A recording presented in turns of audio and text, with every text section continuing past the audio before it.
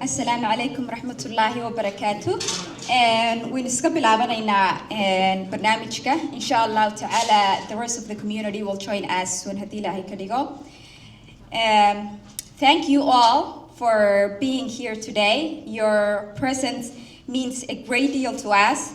First, we sincerely apologize for the last minute change in location due to an unexpected construction project at our original venue. We were informed just 2 days ago that we could no longer hold our event there. But despite that challenge, you still showed up, alhamdulillah, and that speaks volumes. That speaks volumes about the strength of our community, mashallah. Today is a reflection of what happens when Somalilanders come together to support one another and work together for the greater good of our country. This gathering is not just an event, it's a testament to collaboration, resilience, and the shared belief that when we help each other, we help our country, Somaliland, grow. I would like to take a moment to sincerely thank the incredible team who worked tirelessly behind the scenes to make today possible. So thank you, Ahmed Daad, Mubarak Sarhaye, Mubarak Kanfi, Isaac, Nasreen, Bilan, and Sayyid Ali. Thank you so much. Your dedication, teamwork, and long hours ensured that we could gather here today. So thank you. I would like to also extend our gratitude to Haba Ubah and Haba Asha for generously providing refreshments. Your support truly adds warmth to this event. And of course, last but certainly not least, we are deeply grateful to our amazing speakers. Your knowledge, experience, and willingness to share with the community are what make days like this today meaningful and impactful. We have a full day and exciting day ahead of us filled with insightful speakers, meaningful discussions, and opportunities to connect with one another. Let today remind us the power we have when we stand together, uplift one another, and work toward a stronger future for our people and our country. Thank you, and let's begin our program. The first speaker we have is Sheikh Abdul Qadir, who will start our event with a recitation from the Holy Quran. So Sheikh Abdul Qadir, welcome, and thank you.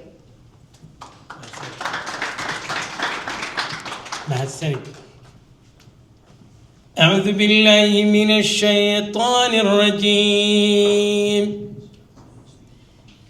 وكيف تكفرون وأنتم تتلى عليكم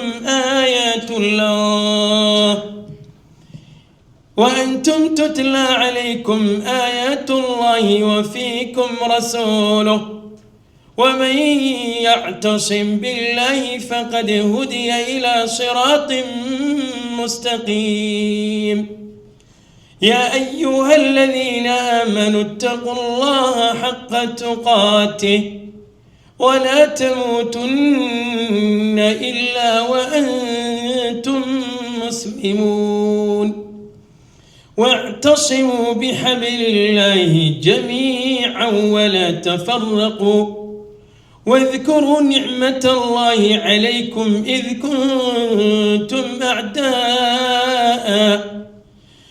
كنتم أعداء فألف بين قلوبكم فأصبحتم بنعمته إخوانا وكنتم على شفا حفرة من النار فأنقذكم منها كذلك يبين الله لكم آياته لعلكم تهتدون ولتكن منكم أمة يدعون إلى الخير ويأمرون بالمعروف وينهون عن المنكر وأولئك هم المفلحون ولا تكونوا كالذين تفرقوا واختلفوا من بعد ما جاءهم البينات وأولئك لهم عذاب عظيم يوم تبيض وجوه وتسود وجوه فأما الذين اسودت وجوههم أكفرتم بعد إيمانكم فذوقوا العذاب بما كنتم تكفرون وأما الذين ابيضت وجوههم ففي رحمة الله هم فيها خالدون تلك آيات الله نتلوها عليك بالحق وما الله يريد ظلما للعالمين. صدق الله العظيم. I just want to add maybe a couple of words before I get off the podium. Okay? waxaan rabaa inaan saddex kelmadood aan ku daro insha Allah. waad kulligiin horta waad mahadsan tihiin teamka qabanqaabada, all of you. Thank you so much for putting this amazing event together. It's beautiful. I've been living in Boston for over 25 years. And it's the first time that we're doing, aside from the events of May 18, it's the first time we have our professionals come together in a gathering. So I thank you, all of the dedicated staff and members of my beautiful Somaliland community, for putting this beautiful, beautiful day together. Thank you. The ayat that I was reciting from Surah to Al Imran, Allah subhanahu wa ta'ala mentions the power of unity. Whatever it is that you believe, if unity is missing, it's going to fail. It's going to fail. And subhanAllah, Allah subhanahu wa ta'ala mentions to the Muslim community in general to be united. But those who have a particular agenda, a particular purpose, together to be even more united. Things that unite us as Somalilanders are amazing. I was in the country just 5 months ago. I was in Hargeisa, mashallah. I was in Bur'a. First of all, let me introduce myself. My name is Imam Abdul Qadir Farah. I'm the Imam here in the largest masjid of all of New England. Alhamdulillah.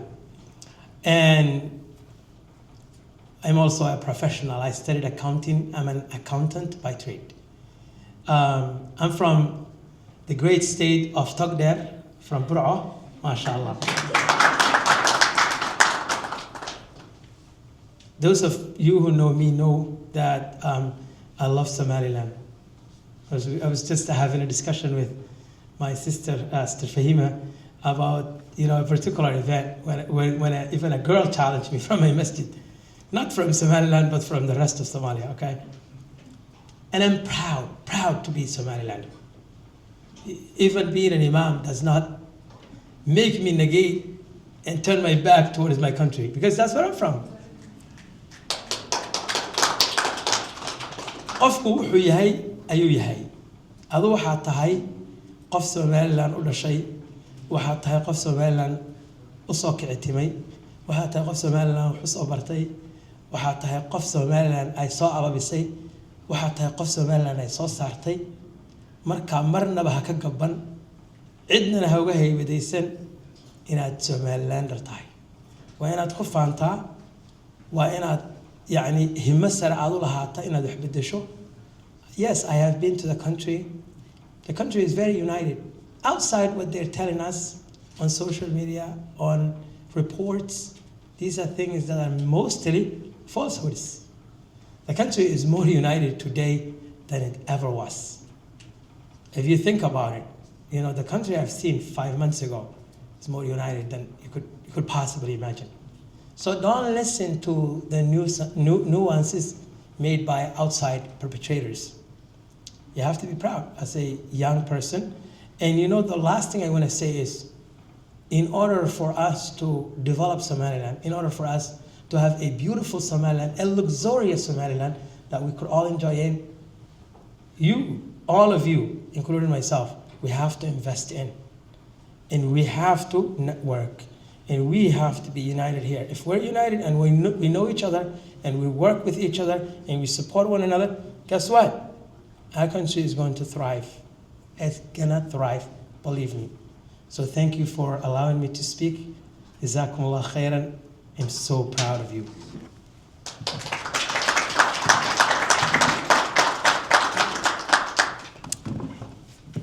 Thank you, Sheikh Abdul Qadir. And yes, like the Sheikh told us, we should be proud of where we came from and who we are. And we should never let other people tell us, you know, who we are and who we should align ourselves with. And so thank you, Sheikh.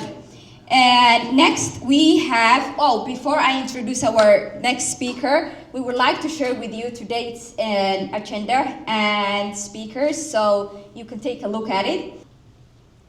Okay, so, you know, there's an English saying that says, the future belongs to those who believe in the beauty of dreams. And I believe I wasn't even in high school when I first heard about Jamal Ali Hussein and how he was going to start a political party in Somaliland. And I was inspired by him, and unfortunately it didn't work out, but I wanted to let you know that you have inspired millions of Somalilanders who hope to go back one day, you know, and contribute to the political landscape of our country. So thank you for inspiring us. And Fahim, I would say it's not too late. Maybe we could support to. Yes, exactly. Never too late. It's never too late, absolutely. So we have amazing speakers, like Isaac said, in line today. And our first speaker, who is going to be joining us today, is Sahra Isa. Is Sahra Isa here? Okay. Sahra Isa, come. You know,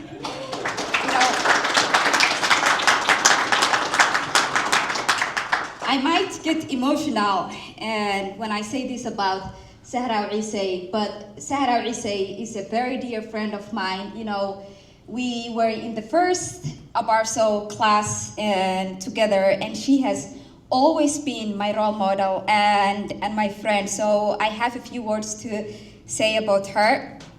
And Sahra Isa is a Somalilander, and not only a Somalilander, she is a proud Somalilander and a proud Abarso graduate. She earned her master's degree in international economics and finance with a concentration in data analytics from Brandeis University. And we confidently call her the future Minister of Finance. Sahra is currently a data analyst. She is currently a data analyst for a financial technology company based here in Boston. Sahra made history as the first girl in Somaliland to achieve the highest score in the Somaliland national examination. The first girl, a groundbreaking accomplishment that continues to inspire generations of young Somaliland women. Our women are phenomenal, and Sahra is a beautiful testament to what is possible. We are incredibly proud of her and the impact she continues to make. So thank you, Sahra, and welcome. I will be asking Sahra a few questions, and she will be sharing her knowledge and advice and wisdom with the rest of us today. So welcome, Sahra. رب اشرح لي صدري ويسر لي أمري واحلل عقدة من لساني يفقه قولي. First, I want to thank everyone who put this event together. It's an amazing event, mashallah. I've been in Boston for a while now, and this is the first time I'm being part of an event that's for Somalilanders, that's done by young professionals. I haven't, although she said I accomplished a lot, subhanallah, I think there are people who accomplished more than I did, who are sitting and listening to me, which is, I came to learn from you, not for me to share what I did, which is, I consider it a normal journey if Allah has given you an opportunity to pursue an education that you couldn't do it in your home country. So I was born and raised in Gabile. I'm a very proud. I love Gabile so much because it shaped who I am today. Without it, I don't know what I would be, because my success was not, it didn't come from me only. It came from my teachers in middle school, my father, Allah yarhamhu, who was a big believer in me. When my mom was not a big believer in sending girls to school just because You know, there were some community norms that were not good about sending your daughter to school and not being a good place for raising someone who's morally upright. So my dad was the one who fought for me to start school. But on the top of that, my teachers, subhanAllah, male and female teachers, believed in me. So I went to a school, one of the largest public schools in Gabilay, called Sheikh Mohammed Rasame. And that's where I did my first 8 years of school. And then afterwards, I was enrolled in Abarso, which was another debate with my parents, because at that time, Abarso was pretty new and people didn't know much about it. They only knew that there was a white guy found a school in Abarso, somewhere between Gabilay and Hargeisa, and there were kids being taught, you know, Christianity and that stuff. So, but again, my father was like, I raise you well, and I know that if you see something that doesn't align with the values that I raised you in, that you would, you know, you will be the one who will leave that place. And he was so confident that if that place had anything that didn't align with the cultural values and religion that I was raised with, then I wouldn't stay there because of how he raised me. And then that's where I went, alhamdulillah. It was a great opportunity. So they say, so that was, I don't know even how to translate that in English, but opportunities come once. The Somaliland is nice, but it's tough, subhanAllah. If you are a very gifted person, you might not have the opportunity to showcase that gift to the people and do something great with it, just because the country is not yet there. I guess it's getting better, but at that time it was even in a much more worse situation than like in terms of educational development. So going to Abarso was not just for me, just like an education. For me, education was never about getting a degree and making money, subhanAllah. So in a young age, I was raised a father who was very into, like he learned Arabic, although he couldn't write Somali, he could write Arabic and speak Arabic. Because his father raised him with the Quran, they used to have, like his uncles used to come together. It was the old way that the Somalis used to practice the deen, which was more of like, they will call it Sufism today, but they will come together and memorize Quran together, and then they will learn Aqidah. They were very focused on making the person understand the value of knowing God and loving God, a loving God and a merciful God that guides you and put you on this earth for a purpose. And that you are special because Allah chose you to be in this world, not because someone has to put a value on you and say, oh, because you have this degree or you have that or that, that's what makes you valuable. SubhanAllah, no. My dad raised me with anyone who comes across, like you come across, has some value because Allah created them. And you never know what they are. And he especially told me that I should be very careful with people who are always looked down upon. Because he said, you never know what level they are at with Allah subhanahu wa ta'ala. And those are the ones who are always closest to Allah. So I got accepted to a school. I applied when I was at Abarso, my third year at Abarso, I got accepted to an exchange program called Assist. And what they do is they place students different high schools in the US. So they placed me a school in Virginia, especially close to the border of North Carolina.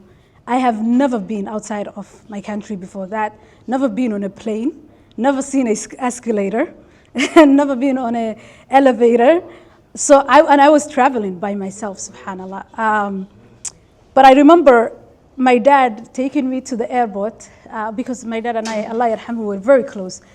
And he somehow, like he had a hesitation and he said, I'm afraid to send you away because I don't know what's gonna happen because you don't have family there, you don't have community there, it's just you going there. But then he said, you are fi amanatillah, like I entrust you with Allah, so Allah will take care of you. And he sent me. I went to that, it was a very small white dominated community with my hijab. and there were like 200 students, but there were only 3 black students, including myself. SubhanAllah, going there, again, to me, challenges how I face and how I view the world, again, is through religion. I was, again, raised with memorizing the Quran, but not only that, but the tafsir.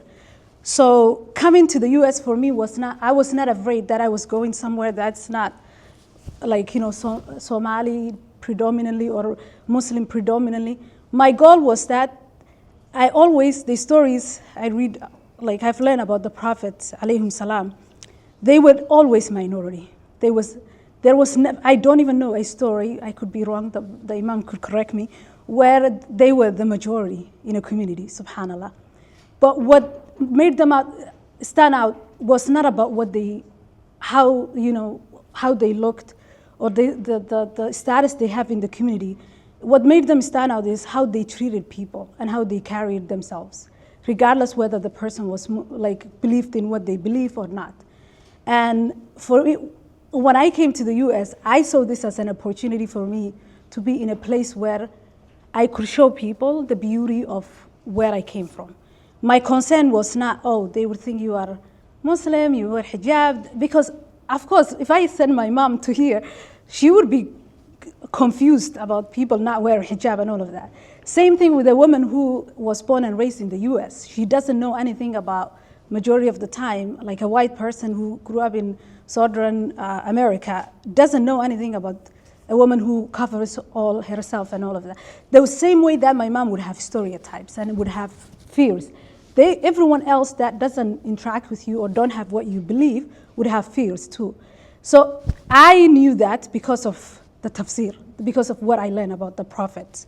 So when I came, I didn't see this as a challenge, to be honest with you. I saw as an opportunity to teach people where I came from and to learn from them. Because not everything about America is bad. And not everything about my culture is bad. Everything has something beautiful because Allah tells us that He's the one who created us in different shades of color. He's the one who created us in different cultures. And if He wanted, He says in the Quran, He would have made us all the same, but that would be very boring, to be honest with you. So alhamdulillah, the way I face challenges is, I know life has two things. One, it tests you with blessings. So you get things come to you easily.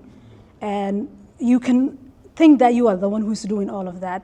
And it can make you arrogant or maybe too good for other people. Or it can make you someone who appreciates and uses that blessing that Allah is testing with you to impact no matter who comes your way and help them in any way that you can help. And then the other way you could be tested is trials, subhanAllah. And it requires patience. وَبَشِّرِ الصَّابِرِينَ الَّذِينَ إِذَا أَصَابَتْهُمْ مُصِيبَةٌ قَالُوا إِنَّا لِلَّهِ وَإِنَّا إِلَيْهِ رَاجِعُونَ. So that was how I overcame challenges. It was my upbringing from my dad, Allah yarhamhu, who raised me with the deen in the best and most beautiful way. So I didn't even come into this country, to me, subhanAllah, wasn't a challenge, it was an opportunity for me to show people where I came from, what I believe, and the beauty in it, having these differences. So yeah, I don't know if I take too long, but... MashaAllah, MashaAllah, that's amazing. And Sahra, and as you know, there are so many young women who look up to you. And I was wondering, you have spoken about your dad and how he was a great role model to you. And by the way, when Sahra became the first girl in Somaliland who got the highest scores in the national examination, the guy who got the second highest score was also in our grade. And I remember we were all classmates, and he would always ask Sahra, how did you do it? How is it possible that you came in first and I didn't? Because the norm was always boys, always boys. And she broke that stereotype and she has always been humble and wise. That, people who know her, people who are close to her, we actually don't call her Sahra. We call her, she goes by Isa to us, which is her father's name, because she always spoke about her father in such magnitude. So you've spoken about him, and I'm wondering if there are other people in your life who have been great role models to you or a mentor to you, and how do they influence your life?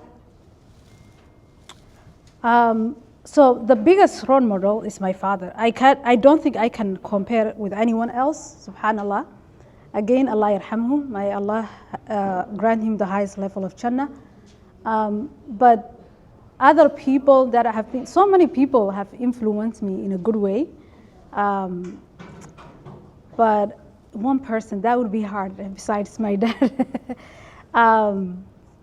But I would say I personally admired my mom. And there are things that she actually taught me that you don't learn in school, which is self-respect. Regardless of wherever you go, if you don't respect yourself and you don't carry yourself with honor and you wait other people to validate you, you would never feel fulfilled. Because in humans, even if you lay down on the ground and tell them to walk over you so that you can honor them, they will tell you you're not falad enough. Because it's hard to please the human beings. So my mom, one of the things I admire about her, she never cared about how other people view her, how other people see the choices she makes.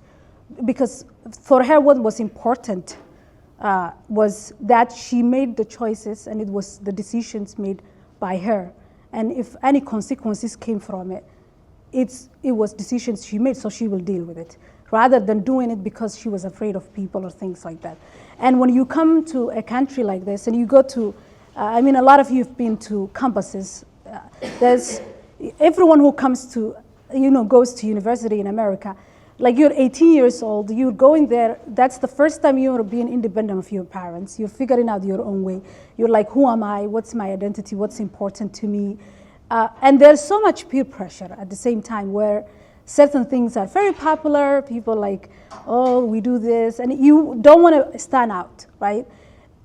I didn't care when I was going to college about that stuff. If I looked different, if I prayed, if I was the only one who was wearing a hijab, I didn't care. Even when I was doing my internships in New York City, I didn't care if my office saw me as like, oh, this one is hijabi, whatever their stereotypes were. Because to me, what was important to me was that I believed in what I believed, the way I dressed up, the values I was carrying were choices I made. And if the entire world came against it and said, we don't agree with you, I don't care, because I was willing to go to war for it, because that's what I believed. So my mom, I would say that came from my mom, because she's a strong believer in herself and the choices she makes. And that makes her, it's very beautiful. It's liberating. It liberates her. I just admire so much for her, because she does whatever she thinks she wants to do. Sometimes I might not agree with her, but I can see the freedom, and I felt it when I came here, because this is a very big country, and there are so many things that can be thrown at you, and there's divisions, there are identities, there are boxes. One of the reasons I studied psychology, it really helped me with navigating in a Western society, understanding groups, confirmation bias, all of these things that are like it in your head, but you don't know what words to give it, so psychology kind of helps you with that. That's the only reason I studied psychology. I would be like, oh, that's what it is. My friends in college used to say, please don't diagnose us, because sometimes when we are debating about things, I would say, you guys are doing that, something about psychology. So alhamdulillah, my mom was, I would say, a second person. There are many people, my friends, right? People who worked hard, people who were better than me. You've always been very outspoken, mashallah, and I've looked up on that. You never bow down. You're similar to my mom, so yeah. And okay, thank you, Sahra. Our last question is about education in Somaliland. What's your vision for the future of education in Somaliland, and how can young people here contribute to that vision? So that's a great question. I think a lot of things that I see in our community is we are most of the time focused on the problem and what causes the problem, and less solution oriented. if you want to make a change, you have to find something that unites people. So you cannot, you have to find something that unites them. So I would say, like, as young leaders, we should try to not focus what caused, the reasons why we are where we are, or the education doesn't work, or this other thing doesn't work. Of course, figuring out the problem is part of the solution. But if you focus too much on the causes of the problem, it can hinder you. And if sometimes it can create a fear that you cannot make a change. I think the focus should be, a lot of the times we try to mimic what the Western countries have. But I have always been an advocate of, have we tried to do actually a study in our own country where people try to look at what works for us? Because we have a different culture, we have a different religion, we have different values. So you have to try in that society, this society, what they have didn't just come from nothing. Like, they have studied, they did a lot of trials and errors. And I feel like in our society, not only in education, but in a lot of systems, we try to find the perfect solution while trying to get inspirations that, like, mimic things from countries that succeeded. But I would say, let's try to study our community, see the needs, the intelligence that we have, and then based on that, do the,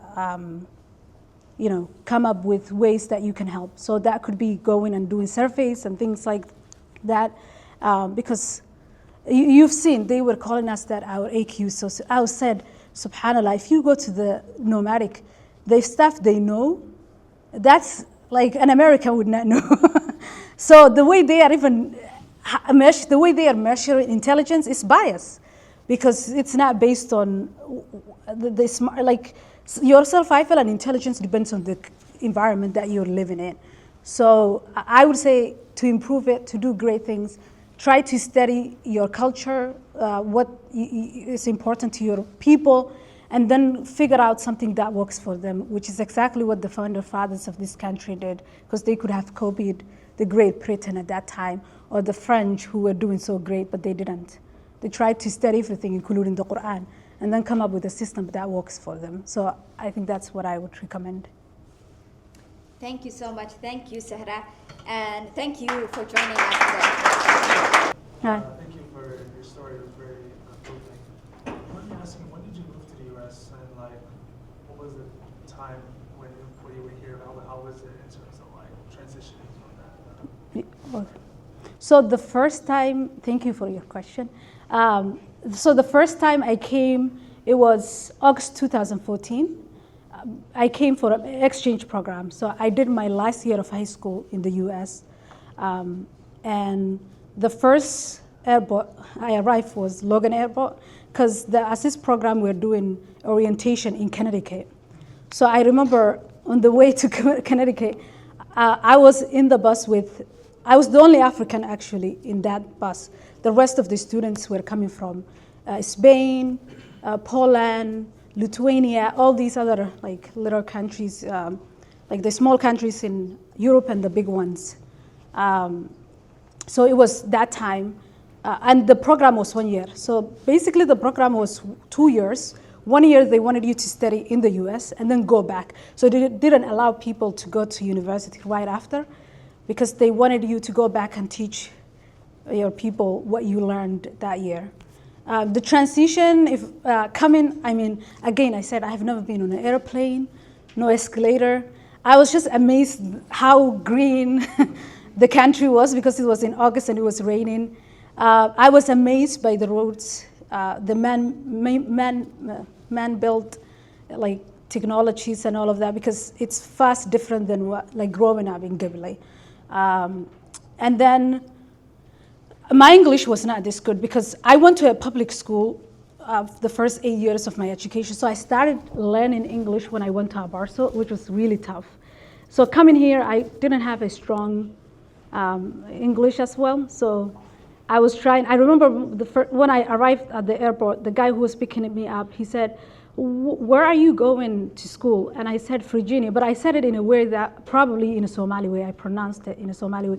And for a minute, he was trying to figure out what I said. So he asked this other student who came from Europe. I guess she had an accent, so she kind of understood what I meant.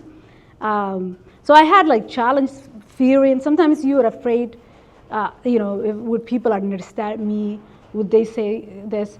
But I think anyone who came from Somaliland with the drive to study, who took this opportunity as like the one lifetime opportunity, that fear was not there. The fear of like other people seeing you differently, because how I saw this was, I'm given one chance. There are people who are taking risk on me, paying all my money. My dad, even if he worked in his lifetime, he couldn't pay my education because it's very expensive.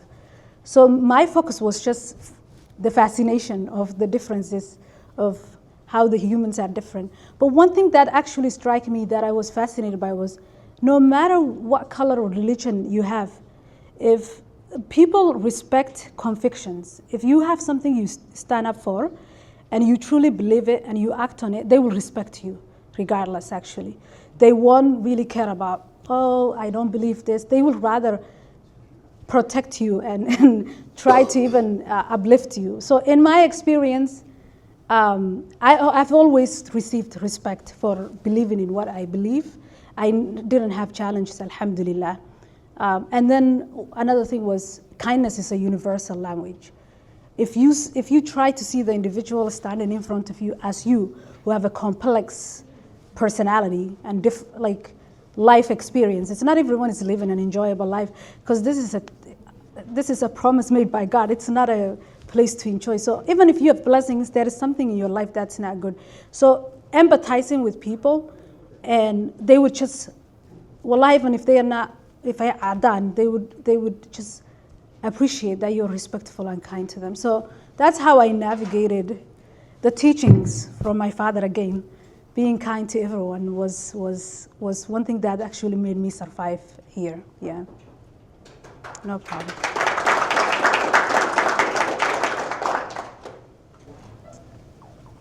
Anyone else? Oh, yeah. Oh, I'll come back. I was curious about like workplace environment / school environment. Do you feel like people are really curious to know about your background, where you came from? Do you find yourself like explaining a lot where you're from, or do you feel like people like, is that exciting or is it burdensome? I'm just curious because someone is like on that course. Yeah. So in school, it was excitement, because I was like, oh my God, I'm going to teach you about Somaliland. I think at some point it got a little bit too much, because then every time you have to explain, like I came from this, it's an independent. But the good thing about school was you have friends who are not Somalis, right? So they know about it, you teach them, and then when people ask you, they jump in. They're like, I'm going to teach you where she came from, right? And then when you tell them about where you're from, they will tell other people. So I remember I was a member of the African Student Organization, and I did a presentation. And ever since I did that presentation, even the International Student Office, when they did events, they would say Sahara is from Somaliland, not from Somalia. So the good thing about college was, like, once I told my closest friends and then my professors, then they were the ones who spread the word, which is good, because that's what you want. You teach people about yourself, and then you want them to speak up for you on behalf of you. So that was that. And then at work usually people are very professional, because depends on where you're working. It has always been very important to me that I worked in a place that valued the individuals more than just the work. And that was very, in college, I used to go to a lot of career events, and they used to talk about how there is toxic culture and then good culture. To me, I don't put myself in places where I don't think I can handle, or like can test my patience or my personality, because I don't want it to bring a bad side of me, or get the best of me. So alhamdulillah, with the company that I'm with now, my first year, actually they reached out to me and they said, oh, we want to do a PowerPoint about Ramadan for that we can send to the company and tell people that you're fasting. And then they sent me the PowerPoint, and they said, does it represent what Ramadan is for Muslims? And it was actually so beautiful, because they presented what Ramadan meant for each different places in the world, because there is Africa, and then there's Asia, and then there's also other people who live in the West, like, so who are Muslims. So alhamdulillah, they've been very kind. And then they asked me also to do some other things about just teaching about where I came from. And I remember one time, last year when we had our annual meeting, I was sitting with this guy, because we were in the same table. They have an annual meeting where the company comes together. And then he asked me, he said, "Are you from Somaliland?" And I said, "Yes." And he said, "Oh, Trump is trying to recognize us." And I said, "How do you know?" So he was like, "I was reading about the news." And it made me happy, you know, that he is actually, like, he's, when he heard about Somaliland, he's like, "Oh, she's from Somaliland." So far, with the grace of God, alhamdulillah, I haven't had any issues with work, explaining to people where I came from. Again, you can come anywhere in the world you go, you will find difficult people. Yeah. And the Imam will, like the Quran, there is every example that Allah gave us. I don't know how I could live without the Quran, to be honest with you. But every example is given to you. A person who's arrogant, how you should respond to. A person who's kind to you, how you should respond to. A person who's trying to belittle you, how you respond to. So to me, I don't focus how people treat me. It's what's way more important to me is how I treat people. Because at the end of the day, I don't have control over how people treat me, but I would be responsible for my actions and how I talk to them. So that's how I navigate through these things.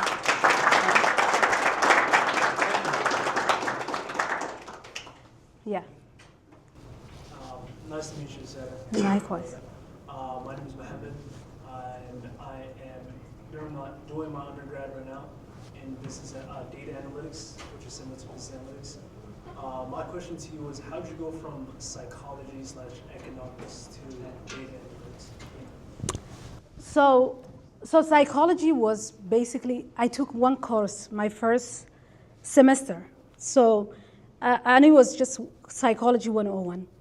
And again, I was saying, I was trying to figure out how to, navigate through a place that's not my home country. People were different than me, different culture, different languages.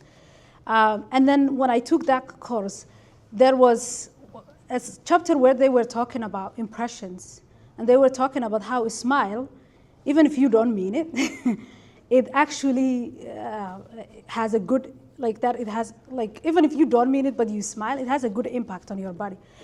And there's this hadith, I think, where the Prophet ﷺ advises to the believers to smile all the time. And I was like, subhanallah, but we're told that in our hadith, but no one, you wouldn't think about it in academically, right? Like how does it, the autonomy of the impact of a smile. So, and then I was like, this is so fascinating, let me learn. And then another thing I learned was fundamental attribution error, which was very important concept. When you do something, it's circumstantial. So you say, if you make a mistake, let's say you were late, you will be like, it's, oh, because the traffic was this or that. But if someone else does to you, most of the human beings, not you, they would attribute that to the individual's character. That's a very important concept in terms of when you are interacting with humans. Your mistakes, usually when we make mistakes, our mistakes are circumstantial. But if someone else does mistakes, we're always saying, oh, they're a bad person or this or that. And then I was like, wow, this is actually fascinating because it helps me be more conscious of how I interpret other people's actions and interactions with me. So that's how psychology was, I never studied because I wanted to work in the psych field. It was just, it fascinated me in terms of understanding yourself, but also other individuals. And we are social creatures, as you know, we can't survive without interactions. So I was like, this is amazing. It's gonna give me the playbook of how to, live with people and survive with people who are not Somalis. Because I used to have host families who were non-Muslims. Basically, they will invite me to their house to stay with them on Thanksgiving. And you wanna make sure that you have nothing in common. So you wanna find ways that you could show them gratitude for opening their door for you, although you don't have anything in common. These people actually taught me kindness has no borders. You know, the amount of things that non-Muslims did for me when I was actually going to school, even the jobs and internships I did, was through relationships. And I am a big believer that the people that you come across is not random. It's for a reason. So you try your best to be the kindest, the most respectful. It doesn't always have to be transactional. You don't have to think about it that way. But people do see genuine, they could see when you're being genuine and when you're just using them. So psychology was my way of understanding America and surviving in America. In terms of economics, I took a course with one of the professors who was very famous, Economics 101, and I just fell in love with that. It's like numbers, wow, nice. He was very fun too. So he made it, everyone who majored in my school, economics mostly was due to that professor. And then I kept taking courses, and it was just fascinating. I took economic development, which was really nice. And then I went to the the Harvard African Business Conference, and then there were this guy from Nigeria, and he was talking about how he first, like he came here, he became an engineer, found people who could help him build dams. And then how when they built the dams, after they built it, people didn't take care of them, so the money got to waste. So they were thinking about how can we actually uplift people from poverty, giving them something that's sustainable and more of that. And then I was like, oh, actually it's really good because in any society, issues actually come from poverty. When poverty solves itself, people start thinking about other things, education, well-being and other things. But if the person is not having their 3 meals, it's hard for them to think about other things that are luxury. So I was like, this is a good way you could start with giving back home because you could learn about ways you could help with people. The data analyst part, technical skills are very important to get jobs now. So I was just like, how can I add something that also allows me to find a job that in the US so I can work here and get experience. So that's how I got into it. Yeah, thank you. Thank you, Sarah. And just so you guys know, we have a mentor and mentee program. SLPA has that. We have a lot of mentors like Sahra or Ise, other mentors who work for the major banks in the United States and all around the world. If you're interested in science, we have Salman here, who is pursuing a PhD at Cornell University in medical science. So please give us your email. We will add you to the list, and you can join that mentor and mentee program. We will now have Isaac, who will be introducing our next speaker. Just to take advantage of the time, I want to introduce our next speaker. So it is going to be Ahmed Hussein, who will be introducing Abshir, who is part of the HDI organization. Thanks so much.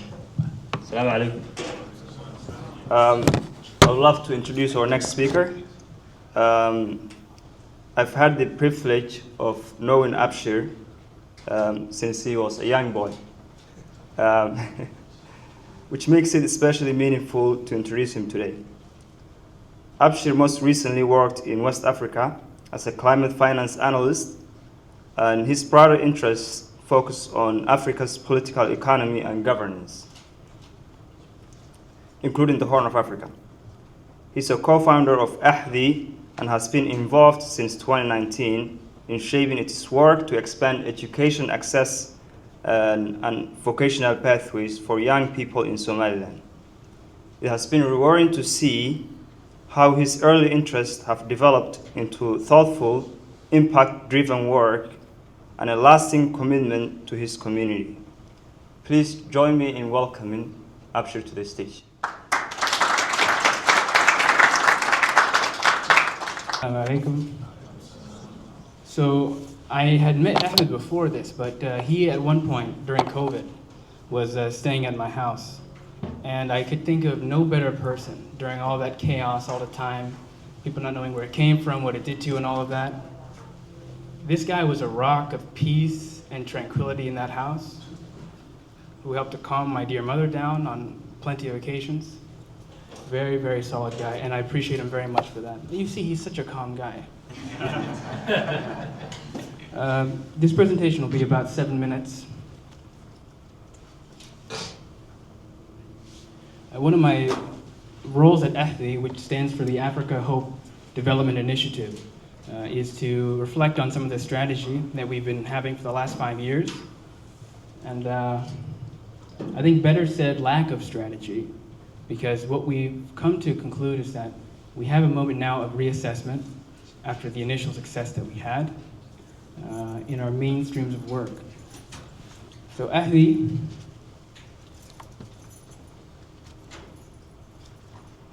is another 501c3 nonprofit. We were founded in 2019, and at that time mostly to provide support for local education. And over time, our operations basically have had two main teams. Those of us in the United States, about 10 of us, including our board, as well as local volunteer members and other organizations that we partner with in Somaliland.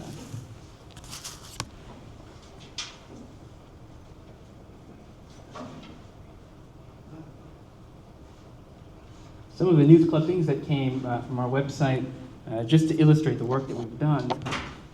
On the bottom left, you'll see some of the students in our midwifery and nursing program.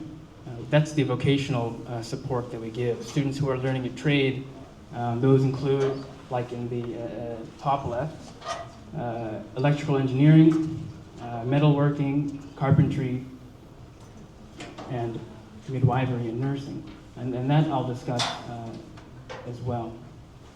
In the middle, one of our newsletters showcasing some of our success from 2022. Most of what you're seeing on the left side of the screen are focused on supporting vocational students.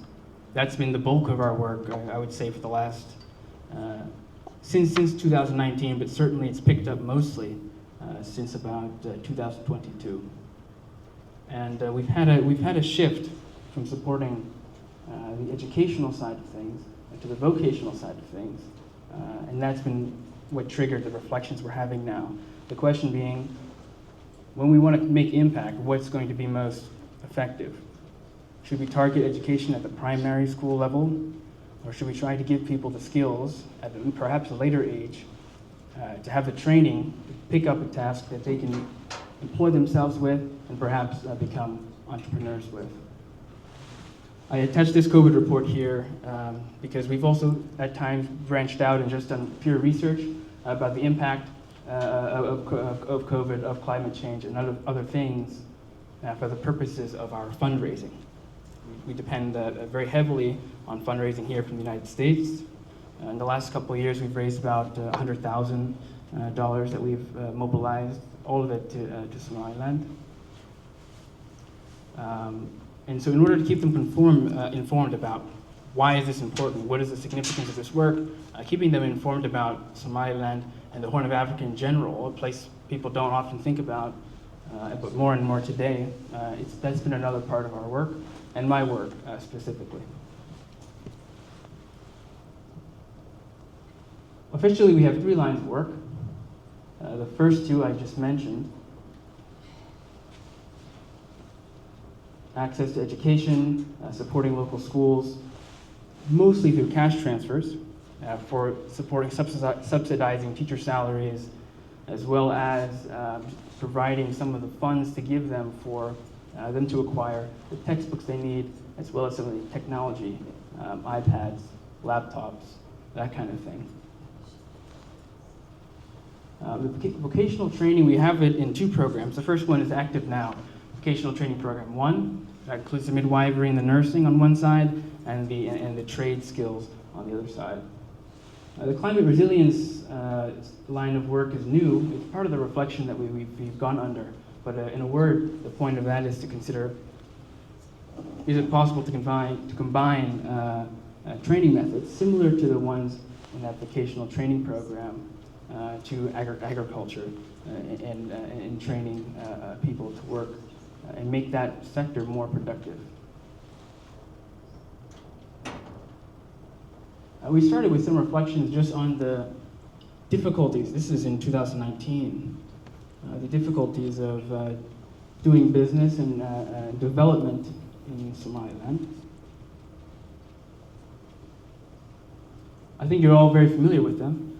Lack of access to finance, difficult infrastructure, difficulty also on the educational side with training, inadequate facilities, and on healthcare, also poor infrastructure, sanitation, and inadequate housing that exacerbate the baseline living conditions.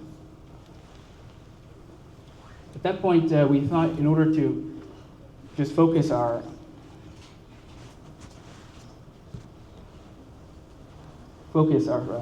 attention to just select a few indicators: overall quality of life, financial resilience, livelihood opportunities, and household welfare. And it's on the second and third point that we've come to focus more and more on over time.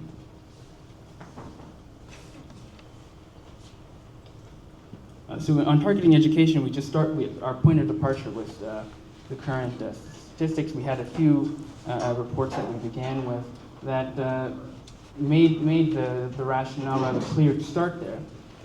Namely that primary school penetration at the time we began was relatively low and certainly not satisfactory. All of this happening while there's a very young and growing population. And so that was what necessitated to us having some level of impact. And we also had in SLPA, which was our first partnership like this, began to forge a relationship and have some consultations with the staff there.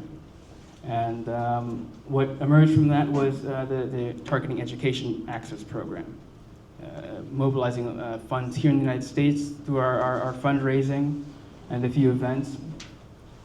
The main thing that was given at that time was, again, stipends for salaries, and also direct transfers of textbooks and technology.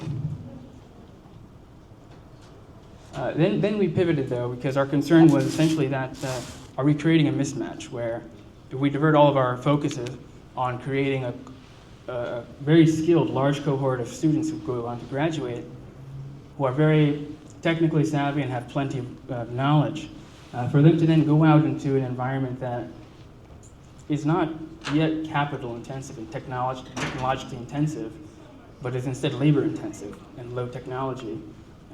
Are we really addressing the full problem here? And so it was in response to that concern that we tried also to target the immediate transition of a young person from their years in education, formal education, or even without it, to then being able to pick up a job that would give them steady access to income, employment, etc., and stability. So what we had done at that time was we targeted those sectors I'd mentioned. It was midwifery and nursing, and it's mostly women who are going into that program with us. Carpentry, welding, and also electrical engineering. And at the moment, we have 71 students who graduated since 2019 from this. We have several dozen enrolled now, and we have a 78% employment rate at the moment following graduation.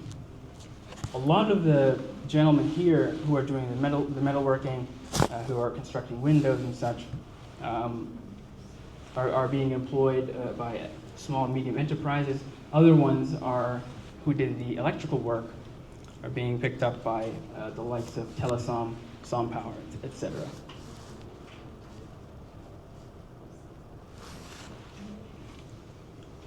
So similarly, with the nursing and midwifery program, we were responding to a suboptimal situation, a relatively unfortunate maternal death rate. So the nursing midwifery students at the moment, we've made our relationship such that they receive training now at 3 universities and soon to be 4, Edna Azan University, Hargeisa School of Health and Science, and Addis Ababa University.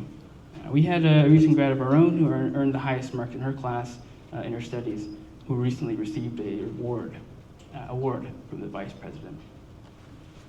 How am I doing on time? Good. pictures here from our first cohort on the left in 2019, and on the right from, I believe, last year.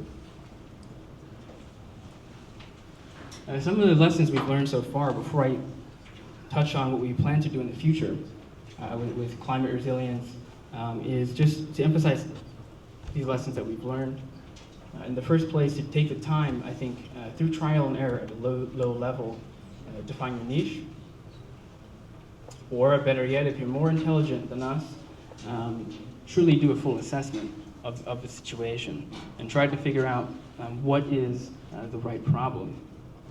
We very much, on the left hand, we're focusing, I think, on the humanitarian intent and trying to make it at scale, but to be able to fit that into the structural reality in Somaliland, that's something that we're looking to improve upon through our own research, and also by starting a phase of knowledge sharing in the country. And thirdly, to act on a theory of change, and by this I just mean to formalize our approach and try to put it in terms of a mechanism that you can test. If it fails, you can adjust, and so on.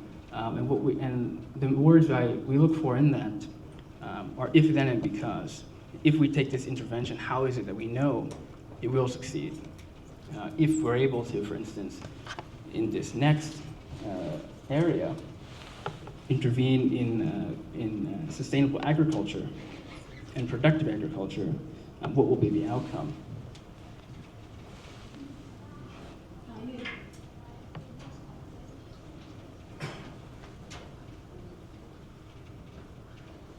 Now, the second phase of the vocational training program, VTG2, was born by a new relationship that we formed, namely that we started an entity that would focus on trying to mobilize climate finance. That's international climate finance. It's also domestically raised climate finance, and also it could perhaps be the beneficiary of the funds that we're receiving from abroad. And that we've called the Echo Horn Alliance, which was recently accredited by Hargeysa's Ministry of the Environment and Climate Change to make its efforts to receive international financing and funding. A very difficult challenge, as we all know, is the lack of international recognition that stops a lot of those flows coming in, that and a lack of cooperation from Hamad. So what we want to do here is to expand the vocational programming to support trainees on resilient agriculture, and that's, I believe, in the short and medium term, whereas in the long term, begin to mobilize this finance from on the international level to support SMEs and light industry, processing tomato, processing the goods that we're able to make in an efficient manner. This thing has just been clicking itself. I haven't been clicking it very much, but it brought me to the end, which is fortunate, I think. I think it was well timed. So I'll take as many questions as you might have, and we can call it at that.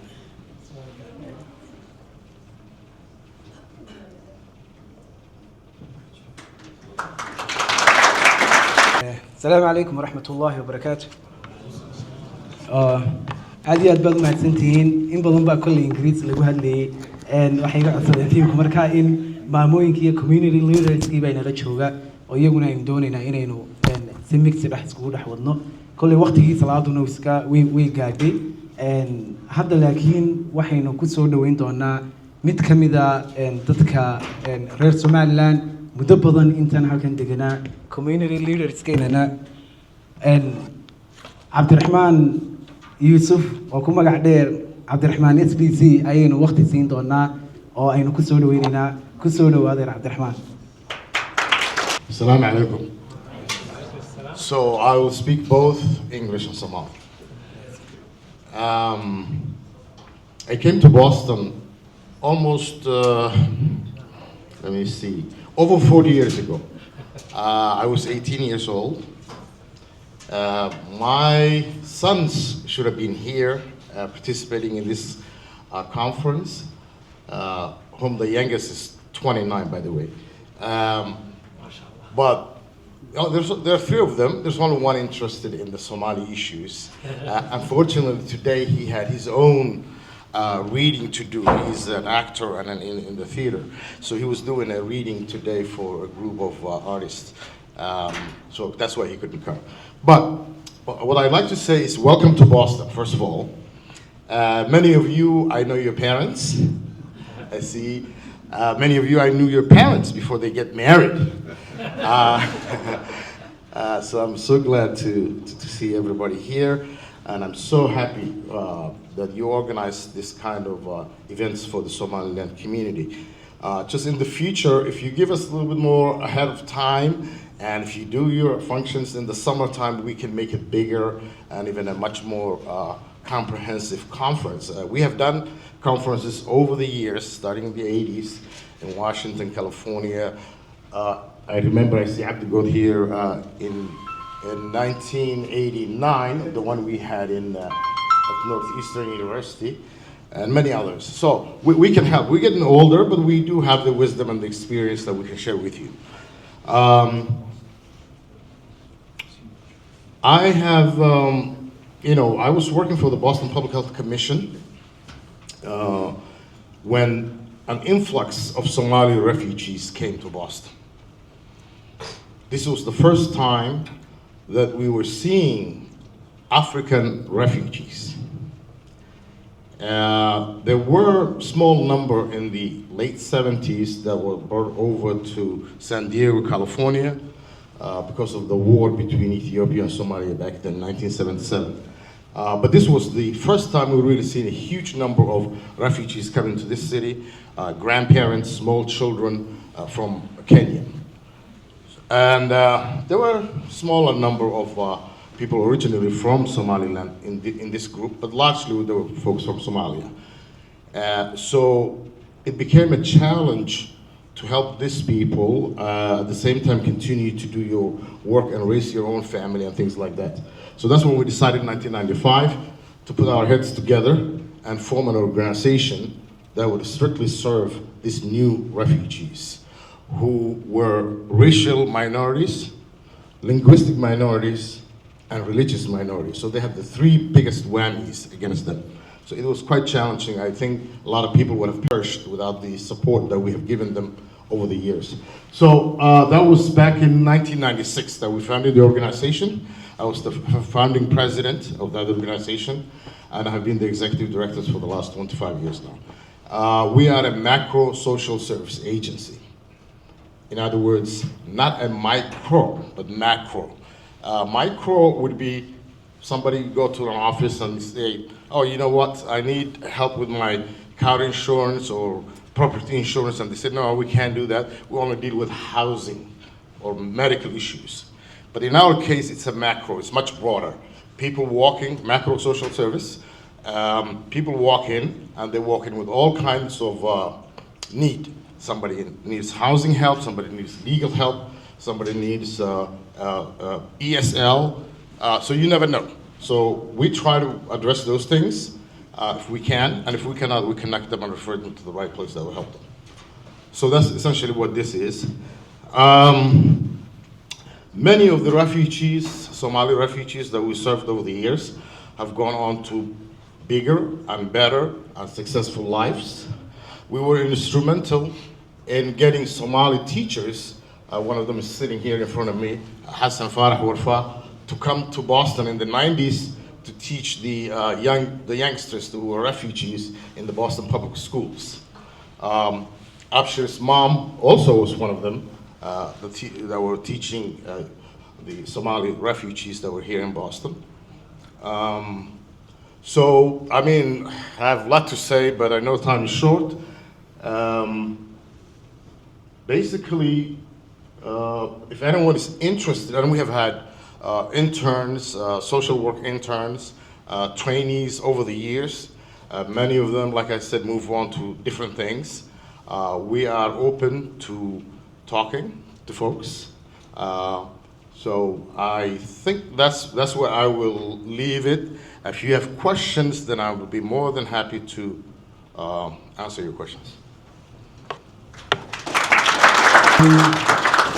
waxaynu samayn doonaa waxa inoo harsan mid ka mid ah keynote speakerskeeni ugu muhiimsanaa adeer Jamaal Cali Xuseen oo aynu si weyn u wada garanayno oo ay tahay ubuucda amba halkay u dhimatay barnaamijkeenu waxaynu samayn doonaa insha Allah waxayna la joogaa adeer Cabdi Good from Connecticut waxayna inala joogaa Professor Warfa oo isaguna ina oran doona kelmadiisa waxaynu u baahannahay 20 minutes break ah oo aynu salaada casr aynu ku tukanno aynu cidii biyo u baahan cabi karto aynu markaba halkan ku soo noqon karno laakiin waqtigeeni break time-ka iyo discussions-keenuna waa inoo diyaar gadaal baynu kaga dari doonaa marka waxaan aad idinka codsanayaa inagoo waqtiga ilaalinayna just only 15 minutes baan anu oran lahaaba aynu ku soo koobnay inaynu salaada tukanno wixii cid biyo cabi kartana ha cabto halka dambe inoo yaalaan aad baad mahadsantihiin hadda waxaynu soo dhaweyn doonaa Professor Xasan Warfa oo aad ogtihiin wax badan ka shaqeynay arimaha waxbarashada iyo horumarkeeda aad iyo aad baynu soo dhaweynaynaa Xasan Warfa ku soo dhawaadeen thank you السلام عليكم ورحمة الله وبركاته أنا horta soo dhawaada muxuu ahaa shir sidan oo kale ah oo sidan u weyn oo professionalska iskugu yimaadaan Somaliland waxay igu muuqataa inay markii ugu horeysay tahay ka qayb galo waxaan isku soo taagay halkan laba kelmadood oo qura mid waxaan doonayaa inaan ku xuso محمد حاشي ديرية عبدي يا يقانا لحلة إن وحن هلكن أوجو حصيا محمد لحلة وحن هلكن أوجو حصيا 1978 ديسمبر أيو كسر لابتي قربها سعود عربية isagoo kula kulmay jaaliyada Somaliland ee halka joogta markuu soo noqday waxaan ugu tagay gurigiisa isagoo la shiraya nin la yiraahdo Halac iyo laba nin oo kale waxay aasaasayeen ka shaqeynayeen ururka la baxay Somali National Movement ayay ka shaqeynayeen marka waxa la yiri raggan miya lagu soo daro oo hawsha loo dhiibo marka ma fahminba waxana ay ka hadlayaan iyo habka u hadlayaan iyo dhiibi waxna loo dhiibayo ma fahamsanayn in any case lixle wuxuu imanayaa waqooyiga Allah u naxariistay waqooyigu ku dhimanaya marka horta halkan inaan ku xusaa rabaa marka koobaad marka labaad reer sheekh baan isku ahayn oo sheekh secondary school buu ka baxay aniga oo ka imi magaalo quljeed la yiraahdo oo boorama ka shisheeysa elementary ka soo baxay oo 12 jir ayaan sheekh imi sheekha muxuu ahaa in family-ga lixla waxa family-gi igu soo dhaweeyay magaalada sheekh waayo markii hore xiriir la lahaayeen boorama markii la yiri in kani waa reer boorama waa la soo dhaweeyay ilaa maantana sidii baan iskugu xidhanoo almost way adapt gareeyeen waan iska ilaaway boorama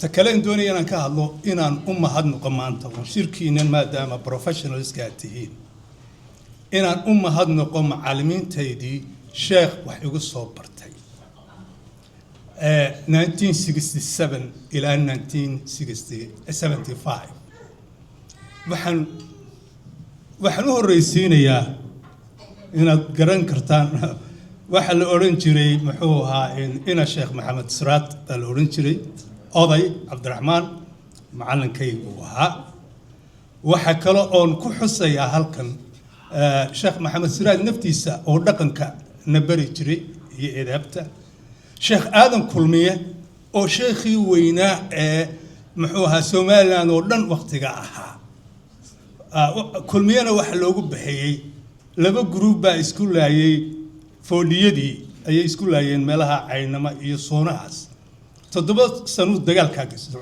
كاسي السعودي wuxuu ahaa odaygii kala dhex galay magaca kulmiyana siduu ku keenay sidaas ahayd oo isku keenay marka isaguna diinta dayaanadii ii dhigi jiray markaan ahaa grade 5 6 and 7 marka isagana inaan xuso weeye waxaan doonayaa inaan xuso darawliintii bilaashka nagu qaadi jiray annagoo reer Boorama marka aan lacag ma jirin marka anagoo sheekh joogno oo boorsooyinkaygii wata cidna qaadaysa ma laha lacagna ma haysano nin aftax la yidhaaho oo reer Berbera oo markaan wareysi tegay la igu yidhi reer Sahel qola la yidhaaho miyaad garanaysaa maasha allah marka isagaa nageyn jiray Berbera iyo Burco markaan tagnana Burco iyo Berberana wuxuu nagu diri jiray gawaarida kale ee baxaysa iyadoo lacagna laga qaadin markaan go'aan marayno darawalku xulan jiray inamadii reer Boorame la soo saaray aawaya maqaaxida go'a oo ahayd maqaaxida ugu cunto macaan wuu naga cuntaysiin jiray in markaan Hargeysa tagnaa haddaan la kulano reer Hargeysa way maqlayaan maan u malaynayaa maanta nin garnay la oran jiray ciddu ahaa ma aqaano laakiin inuu reer Hargeysa ahaa ma aqaana markaan isku sheegno ilaa Djibouti buu nageyn jiray maxawil buu nagu qaadi jiray lacagtuna waxa ahayd 15 shilin baan u malaynaya ilaa in Hargeysa ilaa Djibouti 15 shilin marka maxawilka ma garanaysaan waxa weeyaan waa credit buu na siin jiray markaan Djibouti tagno advance yaan u keeni jirnay waalidiintan u sheegnaa abini fantasies baa loogu keenaa lacagta marka isagu adiga jeer wuxuu istaagi jiray qaybta karteeturwa oo ahayd reer Hargeysa iyo reer Gabiley karteesaagna kuwa iyaga gawaadhida istaagi jiray laakiin uma malaynaya inay maxawil igu qaadeen gawaadhida reer Boorama ma xasuusna ma baxasuusan karaba in bilaashna iguma qaadin maxawilna iguma qaadin oo credit imay siinin in adaa tolkay hoos uma dhigayo laakiin sidii runta ahayd baa sida ahayd odayaashaasi waxaan jeeday ma reer Boorama ka yimaadeen lacag ka qaadina marka ayagan waxaan u sheegayaa reer Boorama markaad leedahay warfaayo isaga aad baad u jeceshahay waxaan ogeyn baan ogahay marka iga barta wax in waan soo koobayaa hadalka because waa la wada sugayaa salaamu calaykum waraxmatullaahi wabarakaatu soo dhaweyn doonaa Cabdi Good from Connecticut safar badan u soo galay sidii uu barnaamijkan uga soo qayb gali lahaa one of our Somaliland leaders soo dhawaada aad iyo aad baad mahadsantahay marka hore salaamu calaykum kulligiin وعليكم السلام ورحمة الله عبد الرحمن بن الدوني إنه يرقش قشوا وحول إنجليز ما يعرف سومالي بن كوه الله يعني برجع وحول حسوسية 1989 جمال عبد الرحمن علي يوسف شيرنا هالقلوب وقبتي بيبر كيجا وحنا كسوقرة يا في إنجليزي مرجع ساكور واحد وروح برجع كلمة ده كوقرة أيام كور كلمة ده قابكود أف سومال بكم عقلنا متى قعدت تقول وعارف نوقف في سومالي بندورنا مركا في سومالي بندورنا مركا وحنقول يانا في سومالي قاقون ما يا في جريس كيانا قون مدن بعد كي يقول هاي في سومالي بندورنا يقول إن جريس ده وان وكلنا قارنا وان كابد الناف كي بندورنا أنا أقول هذا بعد هم ورا هذا مركا سكور وربش فلوتير بابا بابا كنت لابد بلود بنكش غيني marka lacag siin ma islaaf Greece ku dhageysho marka iba waxaan the question I'm asking you is how many of you don't speak Somali because I have to speak in English if the majority of you don't especially I think I have to since 1989 every conference I go I was speaking in English even when I went to Hargeisa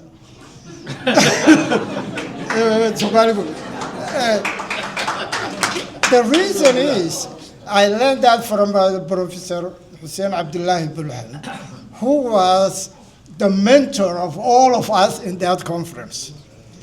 What they did, they were having a debate.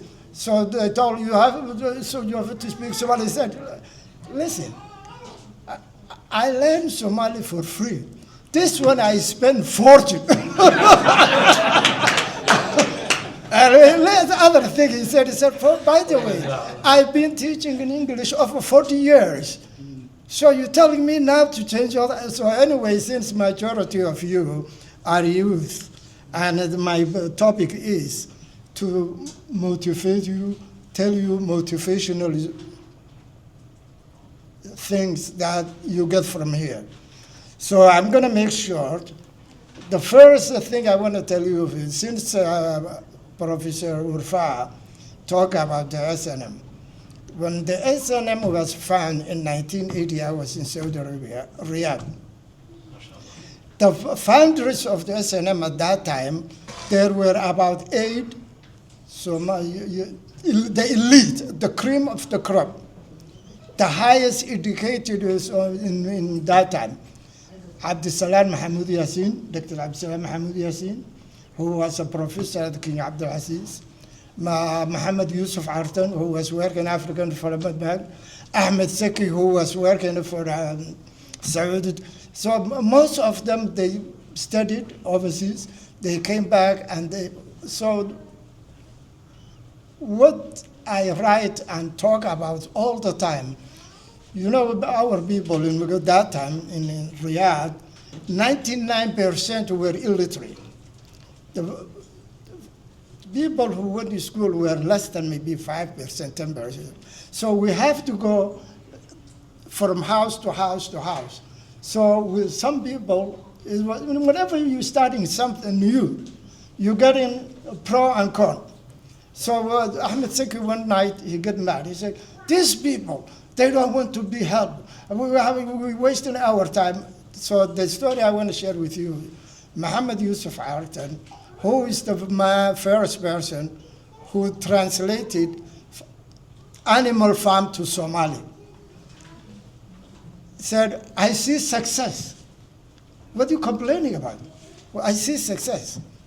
Ahmed Seki said, what do you see the success? He said, we started from zero. Now we have pro and con. And just that statement. That statement, as the cliche goes, or saying goes, the rest is history. What this young man started in Saudi Arabia in 1980, we know the rest. That's one story. The other story I wanted to share with you is that 1989, that conference they had in here, where they had what the topic was Somali crisis. That's when Somalia was Somalia, well, before the fall of Somalia, before 1988, and the rest is history. This is one of the products. He was helping all Somalis for 25 years. This guy had worked all over the world. So that's what Dr. Burhan's mentorship resulted. Imagine. That's also another story. So each one of you can do more than that. That's what I'm gonna, if you want to know motivation, is every one of you can make a difference. It doesn't matter how long it takes you. The third item I wrote here, I and Abdurrahman and Bulhan, and we went to, there was a conference at Yale in 1989. The keynote speaker at that time was a congressman from New Haven. His name was Bruce Morrison. He was the chairman of the Naturalization and Immigration Committee. Immigration Naturalization. When it comes question and answer, we asked him question. We found out that from the whole country, America, United States, they have quotas. They were allowing that time 3,000 per year from the whole continent of Africa, while they were allowing 100,000 from Poland or all European countries. So, but our question was, we see the quota from the State Department. There are only 3,000 people from. Is there a written agenda by the State Department to keep the blacks out of America? That year, he sponsored a bill. Him in the Congress, Edward Kennedy at the Senate. Literally, they were not trying to help us, Africans, but the Irish people, they were labeled terrorists as the Palestinians. No matter how generations they were not, even if they marry American women, they were not allowed to jail because of, like the Palestinians. He said, from now on,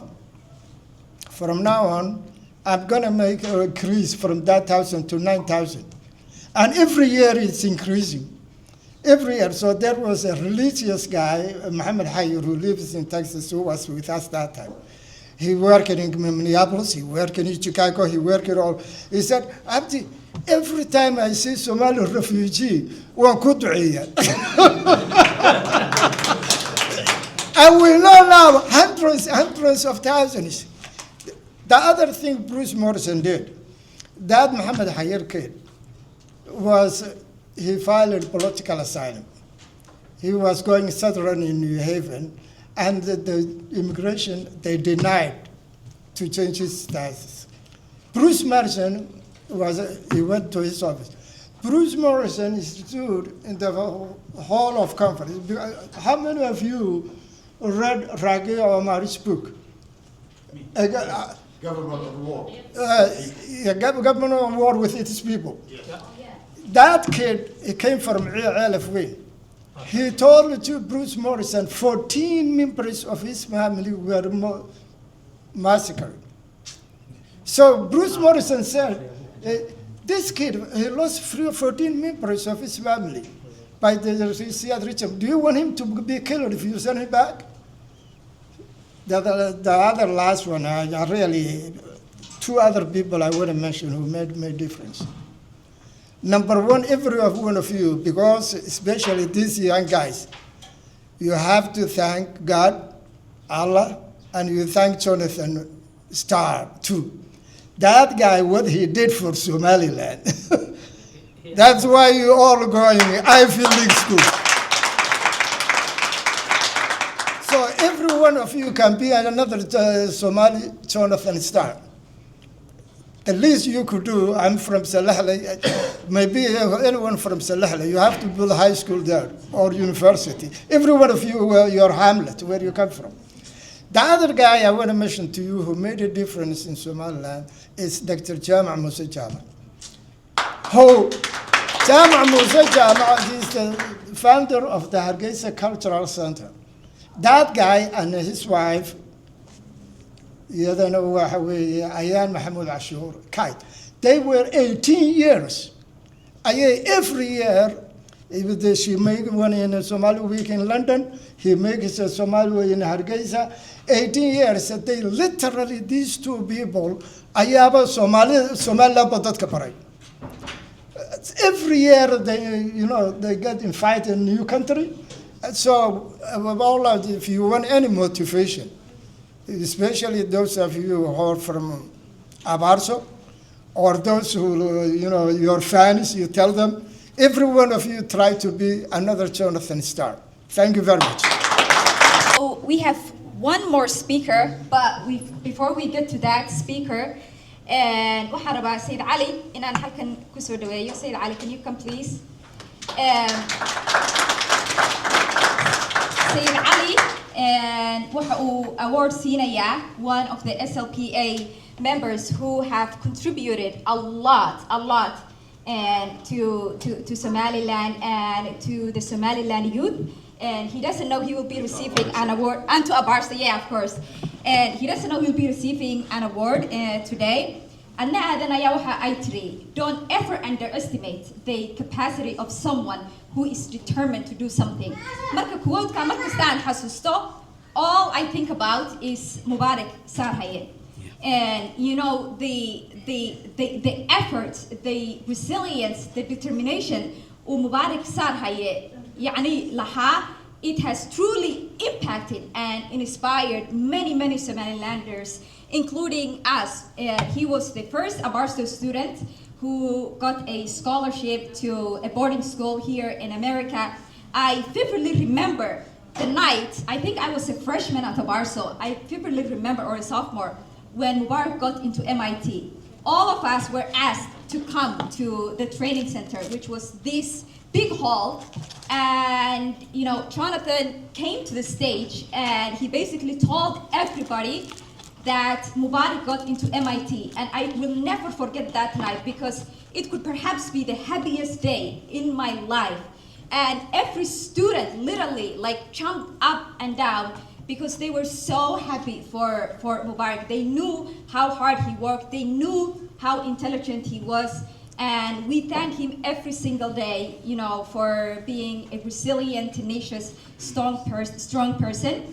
Mubarak will be moving to Toronto, so I will let Sayyid Ali award him this award. Thank you so much, Fima. Assalamu alaikum wa rahmatullahi wa barakatuh. Thank you guys for coming here today. It means a lot to us. And also it means a lot to me to come all the way down from upstate New York, Ithaca, with my friend Salman from Cornell T.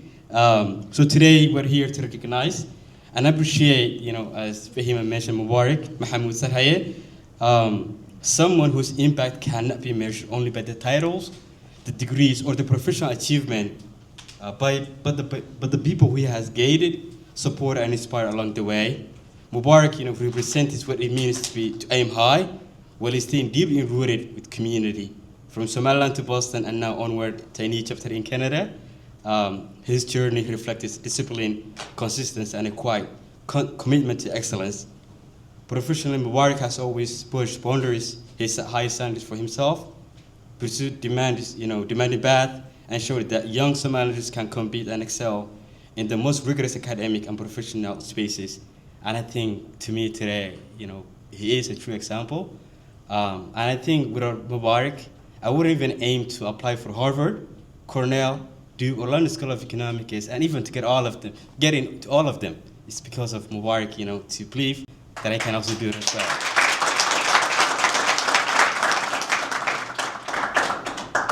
But what makes his story truly meaningful is not only where he has gone, but how many people he has carried along with him the way.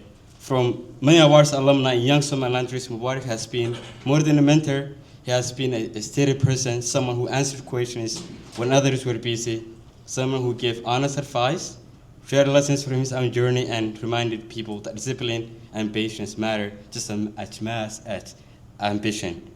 Here in Boston and Massachusetts community, Mubarak has contributed not only professionally, but socially and intellectually as well. He has helped build bridges between communities and support youth initiative, and consistently showed up for conversations about education, identity, and giving up. And his mentorship was never about recognition. And as many of you know, Mubarak is a humble guy. He will never speak about himself, but truly, it is what makes him unique is, how he's always willing to be there for you and to support you. And as Mubarak prepares to move to Canada, this is not a goodbye. It is a recognition of a chapter well lived and appreciated for the example he has continued to set. His influence will remain in the conference of his students. He advised the path he have helped clarify and the standard he set simply by being consistent and generous with his time. And Mubarak, thank you for your mentorship, your integrity, and your service to community. Your journey continues, and so does your impact. So again, I couldn't find anybody else like you. So thank you so much. Thank you so much, Mubarak. I know it was a surprise, but do you want to say a few words, please?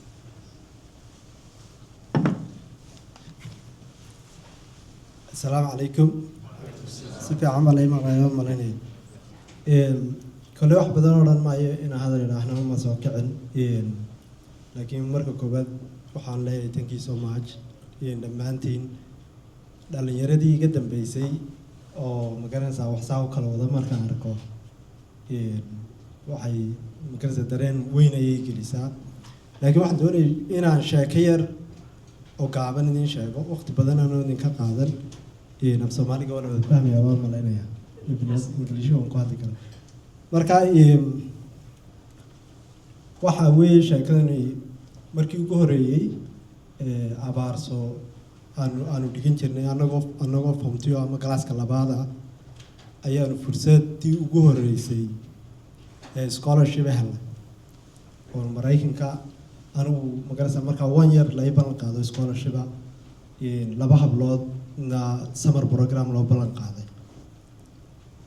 markaa waxaanu tagnay Djibouti safaaradda Djibouti waxay nagu yidhaahdeen Soomaali baa tihiin markii interviewga laga qaaday Soomaali baa tihiin imaka dhowr bilood ka hor arday baa noo timi program bay soo sameynayeen markii saa Mareykanka u tageen meel dambe ka dhaceen lama hayo yani way baxsadeen marka idinka maxaynu ku aaminaa ganasa how are you different marka su'aashaasi aniga aad bay ugu weynaatay adigu waanu sharaxnay waxaan ku nidhi arday badan baa naga dambaysa mustaqbal baa naga dambeeya marka waxay noqotay markii dambe inay labadii hablood meel reebaan anigii intii kalena na sii daayaan adigu sanadkii iskuulkaygu waan soo dhammaystay si fiican buu igu dhacay iskuulkii wuxuu doonayay inaan sii joogo one more year aan sii joogo marka junior baan ahaa seniorkaygaan sii joogo waxaan ku yidhi maya ma sii joogayo sababtuna waxa weeye safaaraddii Mareykanka Djibouti ayaan ballan ka soo qaaday inaan soo noqdo oon soo maro markii aan noqday saa ku noqday senior yarkaygii aan magarasa abaarsi ku noqonayay anigu markaa jaamacadna haysan Djibouti baan sii maray Djibouti airportkan ka soo degay waxaan ku yidhi dadkii immigrationka waxaan u socdaa safaaradda Mareykanka inaan soo arko Mareykan baan ka soo noqday arday baan ahay markaa inaan waddanka habeen joogaan u baahanay waxaa lagu yidhi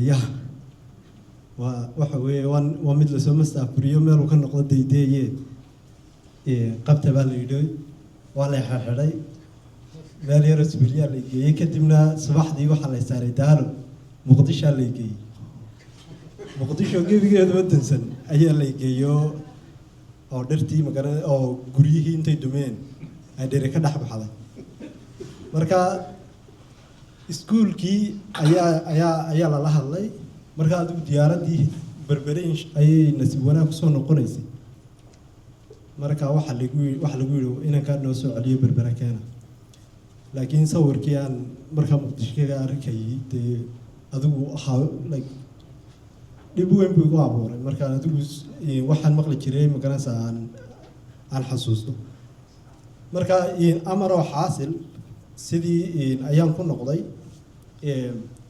Hargeysan tagay abaarsan tagay heer waxa weeye dadkii aan aqaano dhani ay odhan jireen waxa weeye waa taqoontii Mareykan la geeyay dib soo noqotay alla hadlina magarasa marka waxa weeye at the end of the day qof kastoo inaga mid ah responsibility ayaa saaran imika waxaydun arkaysaan sida loo haysto dadkii maganaysa Soomaaliyeed in magaca ugu wadaagnay waayo dad baa ayaa go'aana iyaga maganaysa naftooda wuxuu ka taraya ama waxba yeelaya qaatay marka waxa weeye waxaan remainerku waxa weeye siiba yaryarka iyo dhalinyarada yaryar you have a responsibility on you all the time and waxa weeye the decisions that you make will affect the people behind you so you have to always choose the path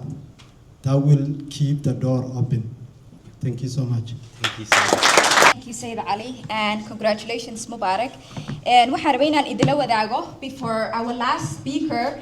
Waxaa imanaysa insha Allah ta'ala our lunch. Marka we're not allowed to eat inside here, but after our speaker, inshallah, as we go, each of you can grab lunch at the Ilahi Kadigo, and we will meet up. Where is that after the event? We'll send a text. Yeah, we'll send a text. So if you have free time, you can come to the mosque, inshallah, to a cafe where you can also network with our community members further. And our last speaker is, and our keynote speaker. Uma baahna waa horta an introduction. and Adero Dr. Jamal Ali Hussein, and as all of you guys know, waxa weeyaan, he is an educator, he is a banker, he is a politician, he has pursued higher education from great universities like Johns Hopkins and Harvard Business School, and so he has a lot of advice and a lot of wisdom to share with us. But I just wanted to add a few remarks about him. And as I have said earlier, when I was younger, I remember when he wanted to start his political organization in Somaliland. And even though I didn't know him personally, even though I was young, I always knew that I wanted to be a part of the Somaliland political landscape. And the moment he announced his candidacy and his political organization, I got so excited because I had hope that someone like him, someone who is educated, someone who is open-minded like him, will allow people like me, women in Somaliland, to hold, official positions and to contribute politically to our country. So he has given us a ton of hope, a ton of inspiration. I have listened to his speech. I have read a ton of stuff that he has written. So I thank him for giving a lot of women in Somaliland hope, and he continues to inspire a lot of us. Marka, adeero Dr. Jamal Ali Hussein, aad baad u mahadsantay, and welcome.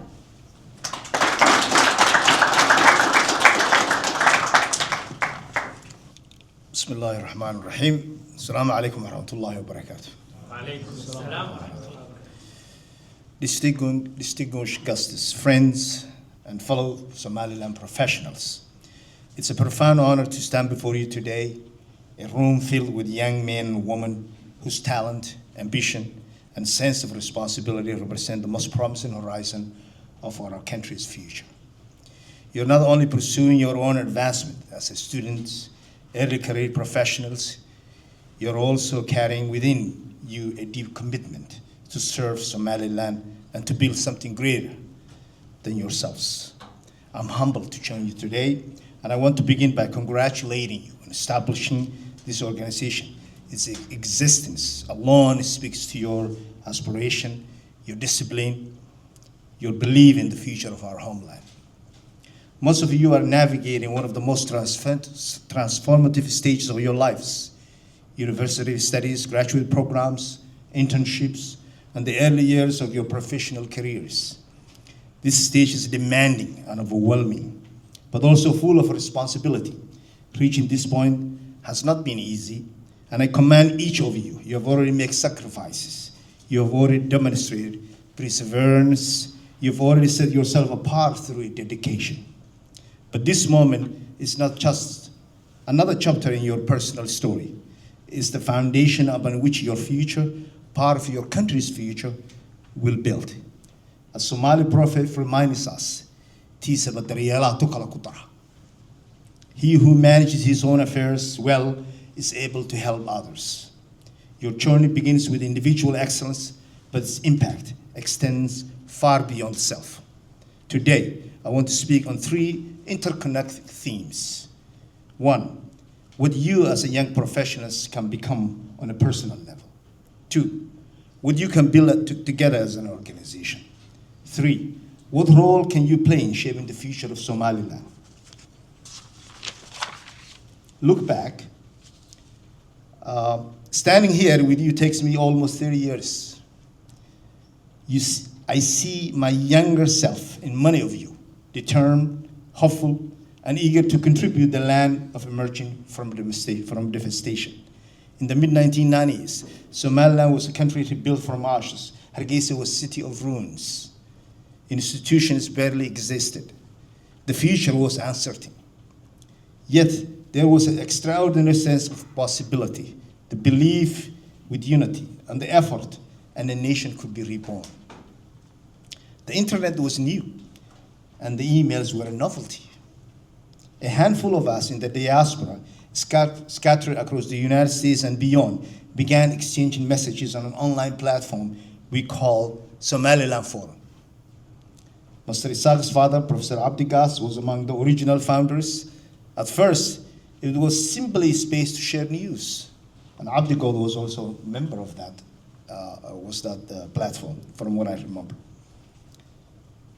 It was simply a platform to share the news and stay connected. Slowly, it grew into something more, a place where young professionals could organize around purpose. In 1997, shortly after completing my MBA at Harvard and began my career at Citigroup, I planned my first trip back home. I wanted homecoming to matter. I wanted it to be more than nostalgia. I raised funds through my colleagues at work and matched those donations myself and asked Somaliland Forum to support our first collective project, is strengthening the education in Somaliland. There were objections. Some doubted whether the effort would succeed, but the majority agreed. When I arrived in Hargeisa, I met with the Minister of Education, who explained that the only functioning secondary school at that time was Far Homar. And the Far Homar had no chairs or desks. Students sat on empty dried milks and border milks, empty cans that they carried from home.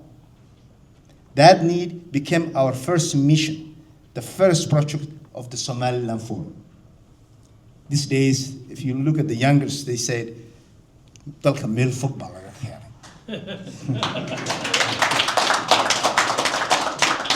What began as a simple email group evolved into one of the most influential diaspora organizations of its time. The forum helped support election observers during 2001 constitutional referendum. We cover all of their causes. I'm talking about the international observers. The forum then raised funds, seed funds for health and education initiatives across the cities in Somaliland. The Somaliland Forum contributed state building during the period when external assistance was nearly non-existent.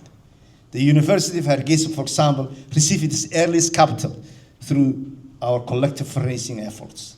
As one of its founders and a former chairman of that Somaliland Forum, I remain proud of what we have achieved together, not only for the projects themselves, but because our work inspired others.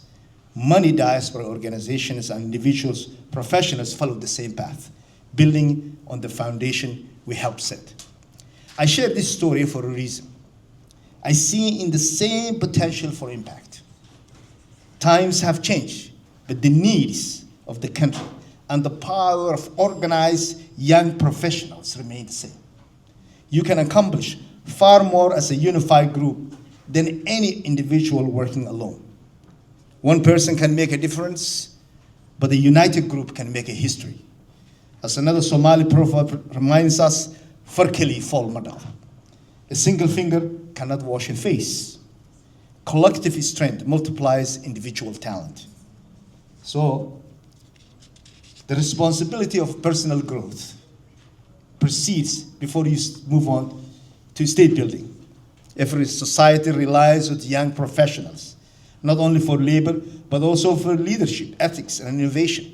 In this room, I don't see students or recent graduates. I see the people who will safeguard Somaliland's future, the people who will shape its institutions, its economy, its ideas, and its global standing. Your first responsibility is not to a job title or employer, it's your own development. I'd like to speak on 4 very short items about your personal developments. First, invest in yourself. Skills is the currency of modern world. Boundaries of geography no longer protect or limit you. Your competition is global, and so your opportunities. Take courses, pursue certifications, learn new technologies, read widely, seek mentors, ask questions, expand your knowledge. Never wait for the opportunity to arrive. Prepare so thoroughly when the opportunity appears, you are impossible to overlook. 2, live with discipline. Great careers are not built on a talent alone, they are built on consistency. Discipline is the difference between intention and achievement. Success is found in the quiet hours when no one is watching, when you choose effort over ease, humility over ego, patience over shortcuts. Commit to habits that build you the person you want to become. 3, stay beyond your comfort zone. 4th, hold yourself to higher ethical standards. Your values are your reputations. Guide them fiercely. So what can you become as a professional organization? What can you do? Somaliland's peace and institutions were not imposed from outside, as you are all aware of. They were forged internally by communities, elders, scholars, women, and youth. But the next chapter, the chapter of modernization, innovation, economic expansion, and institutional strengthening must be written by your generation, the most educated generation our country has ever had.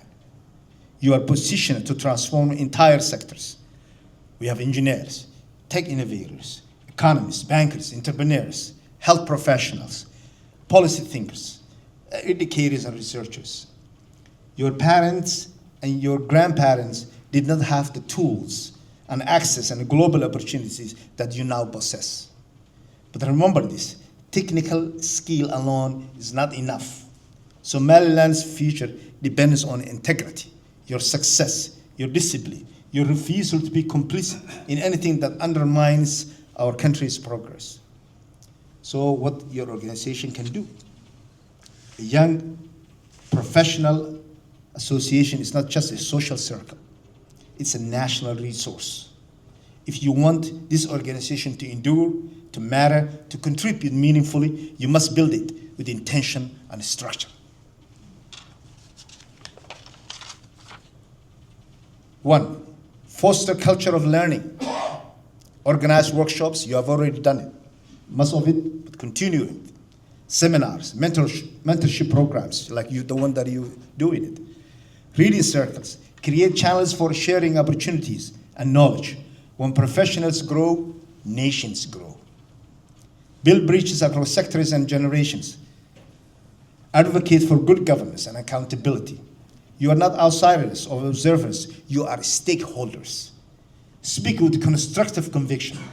Promote transparency, meritocracy, and ethical leadership. Participate in national conversations. Your voice matters. Build organizational sustainability. Develop a membership system. Establish committees. Raise funds. Launch small but meaningful projects.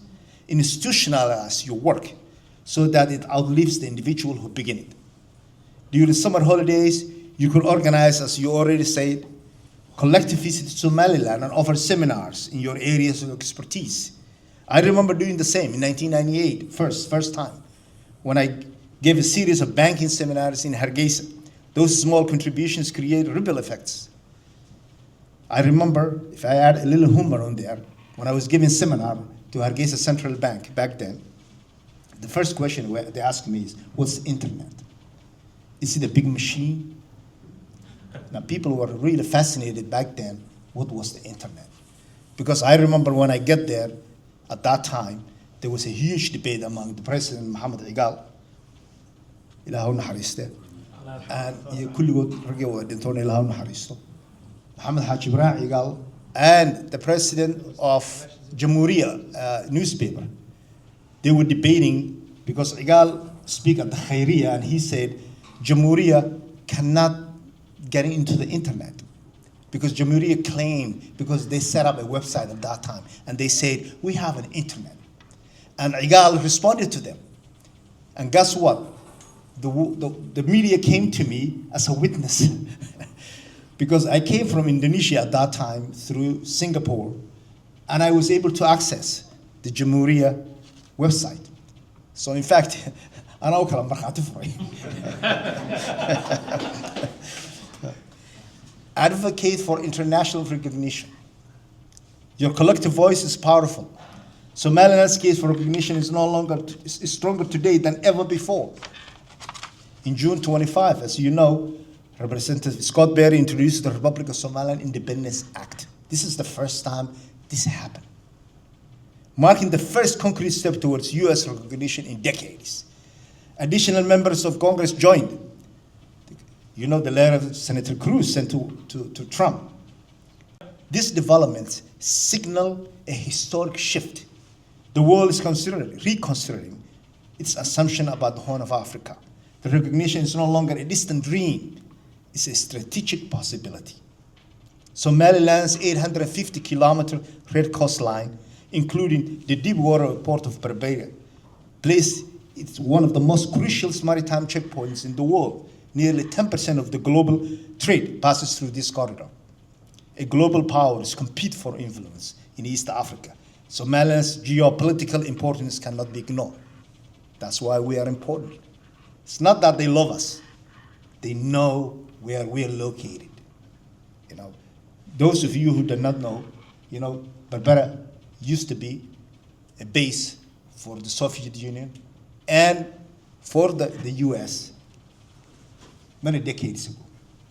And I remember last time the US was in the early 80s when they used to use the base of Berbera. They used to pay $40 million every year rent to the Somali government. $40 million at that time. Just imagine in today's money. So the reason why I'm telling you this is your organization can play a critical role in supporting recognition initiatives because advocacy matters. Coordinated voices matter even more. But you must also understand this. Our adversaries are organized. Those who oppose Somaliland progress operate strategically, both at home and across the diaspora. Their efforts are coordinated, deliberate, and persistent. You cannot afford to be passive or assume that the progress is guaranteed. Every one of us has witnessed, especially in recent years, the collective campaigns aimed at undermining Somaliland's hard-won peace, its democratic credentials, its legitimate aspirations for recognition. You know, the war that's going on towards Somaliland, every little thing that happens in Somaliland, people, you know, make it a big deal. It's all over the news. Hey, the sky's falling. If those who seek to weaken Somaliland can unite around a common purpose, then surely those who believe in its future must even be more organized, more disciplined, and more committed. Learn lessons from history. Learn the history of your homeland. Learn the history of the country where you live now. Both shape you, both guide you. Let me share one more lesson from Somaliland Forum as a lesson that you learn in one of the issues that we had in the past, and that you could probably face it here as well. For all our achievements in Somaliland, Abdigod is witness here. Contributions that we made Somaliland was tremendous. But the forum eventually weakened, not because of external pressures, but because of internal divisions. Slowly, clanism and politics began to erode the trust we had worked so hard to build. It's a reminder that progress is not only about what you build, but it's also about what you must guard against. When that unity frayed, I remember when that unity happened, you know, I tried to continue on my own personal effort. I focused on individual contributions. I funded a primary and intermediate school in Bro, which I funded personally, which later I handed over to the Somaliland government. For 20 years, thousands of students graduated from that school.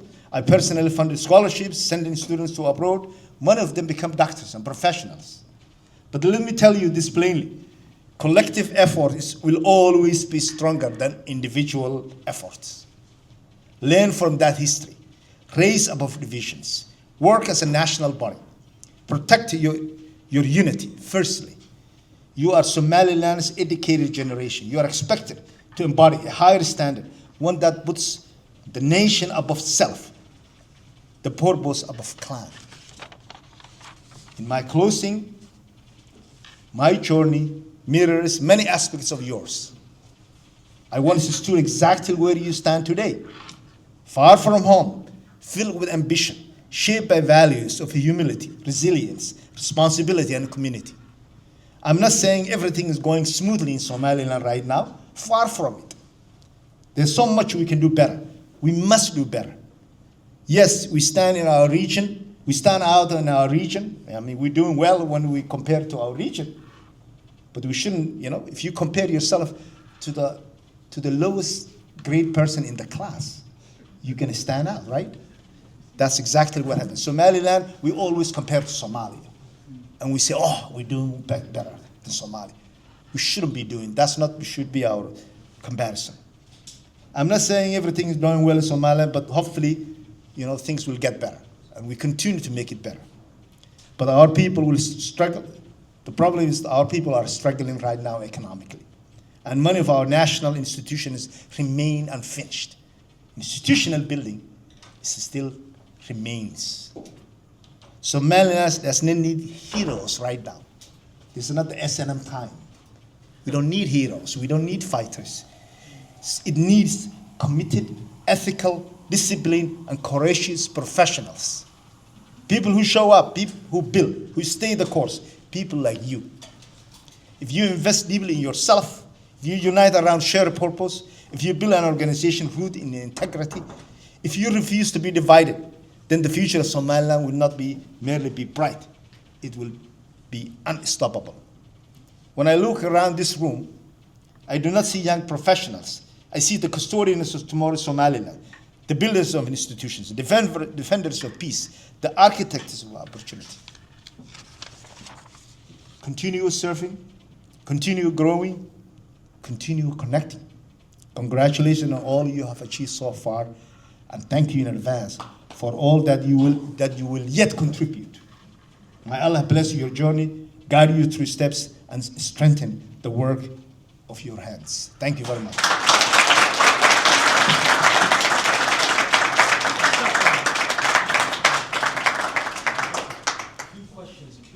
Okay. Why, Somali ku hadlay. Q&A Somali ku hadlay. Yes.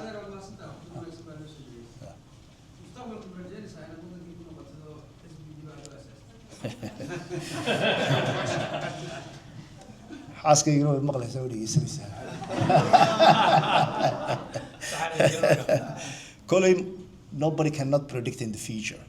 It depends on, usually one of the things aan bartay businesska waxaa ka mid ahaa haddaad su-aal ka jawaabi ka wareedo waxaa la yidhaha it depends.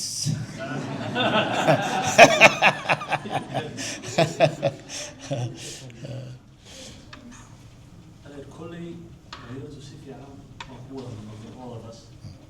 Fahimada marka hore ku dhawaaqso waxay tiri dad badan bay hani ku jirtaa inay wadankii wax taraan hadday noqoto political or non-political. Markaan aragnay wadadii aad qaaday aad ku dhiidatay siyaasadda ididiilo fara badan bay gelisay dhalinyarta. Haddaba iminka dhalinyarteenan kala soo qaad early career professionals, the first 10 years, waxaa jirta a time, conflict ay ka fikiraan oo yidhaahaan talow maad sii tabcataayo Maraykankii, you stay longer and then wait until retirement, or is there a way to take the risk and go back home? Laakiin wadankii marka u fiirsaday dhibta ugu weyn waxa weeye iminka oo kale haddaan keligeen tagno ama laba saddex u tagno way adkaanaysaa. Political or non-political, sida isbedel loo keeni lahaa. Maxaa dad ku tala lahayd dhalinyarteena ku jira between that early career professional stage that want to contribute back home but don't want to take the risk? How else can they contribute? Anigu ardayda waxaan kula talin lahaa young professionalska shaqadiina ha ka tegin oo wax ku cararina meesha shaqadiina haysta tabcada waxa Somaliland qof iyo laba iyo saddex professional soo tagay waxa ka bedel karmaya. The problem ka Somaliland haysta waxa weeyaan siyaasiyiin ayaa meesha gang ba haysta. kooxdaasi ma ogola cid kale oo outsider inay u timaado. Intaasi waa united against anybody who comes in, anybody who's new. ilaa ay kuwii aqoon-yahaniinta iyo Somaliland iyo kuwii kale iyagu istaageeraan isbaritaaraan mooyaan oo iyagu ay sida organize u yihiin kuwa kale iyagu is organize gareeyaan mooyaan meesha waxba ka bedelmayna markaas u baa inoo talinaaya ilaa iyo inta eliidkaa ama inta wax kala garanaysaa example anigu waan ku siiyo anigu waan ku cidlaystay meesha cidlaa layga helay horta maan frigin yaraynoo 6 sannadood baan xiijiyey iyaga laftirkooda soo maad fahmin dhalinyaradana rajaan siiyey oo waan tusay dariiqa waan tusay laakiin waxaan kuu sheegayaa nimankii eliidka ahaa ee dhalinyarada dadkii wax baranayay iyo dadkii kaleeto dadkii support badan ya waa inay kooda cararaya markaa ama doonaya inuu change sameeyo inay taageeraan baa la doonaya waxa weeyaan waxay noqdeen goodirkaas in Soomaalida inta goodirku waa goonitaan kaliya buu daaqaa wax laakiin xayawaanka kuwa kale tu aad arko xayn bay isku la socdaan oo waraabahoo kale wada aragtay xayn bay isku wada socdaan marka libaaxa iyo kuwa libaaxa xitaa ka ritaan meesha waraabayaal baa jooga ilaa iyo idinkoo isku wada dhan oo organization sameeyo oo wax sameeyo oo organize la sameeyo mooy change la sameeyo mooyaan way adag tahay anigu horta imika meesha waan fahmay nasi wanaag imika balaayo bugta hadda waxba ka barxada laftirkeeda ya imika mar allaaliyo marka aan saa wax u eego aan arkay wax socda markiiba waan garanaya hatta ka hadlayaan garanaya halku ka socdo marka waan qoslaa waxaan ku qoslaa sida u garanayo u fahmayo I enjoyed it san fahmayo nin baa bari waxa la yiri af Carabida kuma hadli jirin markii dambe warkii waa soo galay af Carabi lagu akhri markaasuu ninkii yiri waan fahmay waxa la yiri midaa joogay baa ku yiri waniyo Carabida kuma aan ogeeyni sidoo ku fahanti markaasuu markii arrimuhu qalaarihiin waan fahmaa buu Carabi ya marka waxa weeyaan waxaan idin sheegaya dhalinyarada isku dhex tuurina meeshaas ilaa iyo idinkoo organize oo team ah oo wax focus iyo network meesha dhexdeeda ah ya horta shaqaysta professionally dhisma family baad yeelanaysaa carruuraydi sugaya ya maxay ahayd it's not tough it's not mashaas ciyaar maaha laakiin idinkoo oo wixii nan wata ayaadana Somaliland taageeri kartaan ayaadana Somaliland impact ku yeelan karaysaa voice-kiina idinkoo isku dhan organization you can make a difference but you don't have to do it yourself just back off and just do the same you know saasan kula talnaa hal su'aal sheekh horta mudane Jamaal aad iyo aad baan kugu mahadcelinayaa sida quruxda badan leh ee aqoon-yahanimadu ay ka muuqato aftahanimadu ay dheer tahay ee aad yani kelmadahaaga aad noogu soo gudbisay run ahaanta inuu qoranayay waan tape garaysanayay waxaad ku hadlaysay badankooda yani xitaa dhanka diintan ka socda erayadaadu in badan oo ka mid yahay ay kasoo bitaacayeen marka horta waan kaaga mahadcelinaya sida quruxda badan shukran dhaq waa midda labaad anugu saan mar dhaweydba sheegay dalkii waan tegey waxa ugu horreeya indhahayga ay qabteen aan isleeyahay inagu waxbaynu ka qaban karaa aan raba in adigana su-aalan kaa weydiiyaa waxay tahay airportka hargeysa inaad aragtay mooyaane airportku waa qol yaroo intaan inagu aanu joogno kale kaba weyna oo sidii yani 1999 beri aan diyaarad soo raacay oo aan hargeysa imi 1958 ayaa la dhisay oo saas u ahaa sidii uu ahaa weeye waxba ka bedel laga bedel dalkan hadda aynu joogno waxyaalaha aynu ka baranay waxaa ka mid ah community development inaadan dawladda sugin ay dadweynuhu isku tashtaan yani ay wax qabtaan magarad marka waxaan idinku weydiinaya maadaama aqoonyaha aad tahay meelo badanna aad soo martay dalkiina dee aad musharax ka ahayd aad mataqaanaa yani political parties kamid aad kasoo ahayd siday suuragal u tahay dadkeena qurbaha ku nool waxay alan waxaan is leedahay isha dalxiiska ee soo jiidan karta ilo badan oo caalamka waa airportka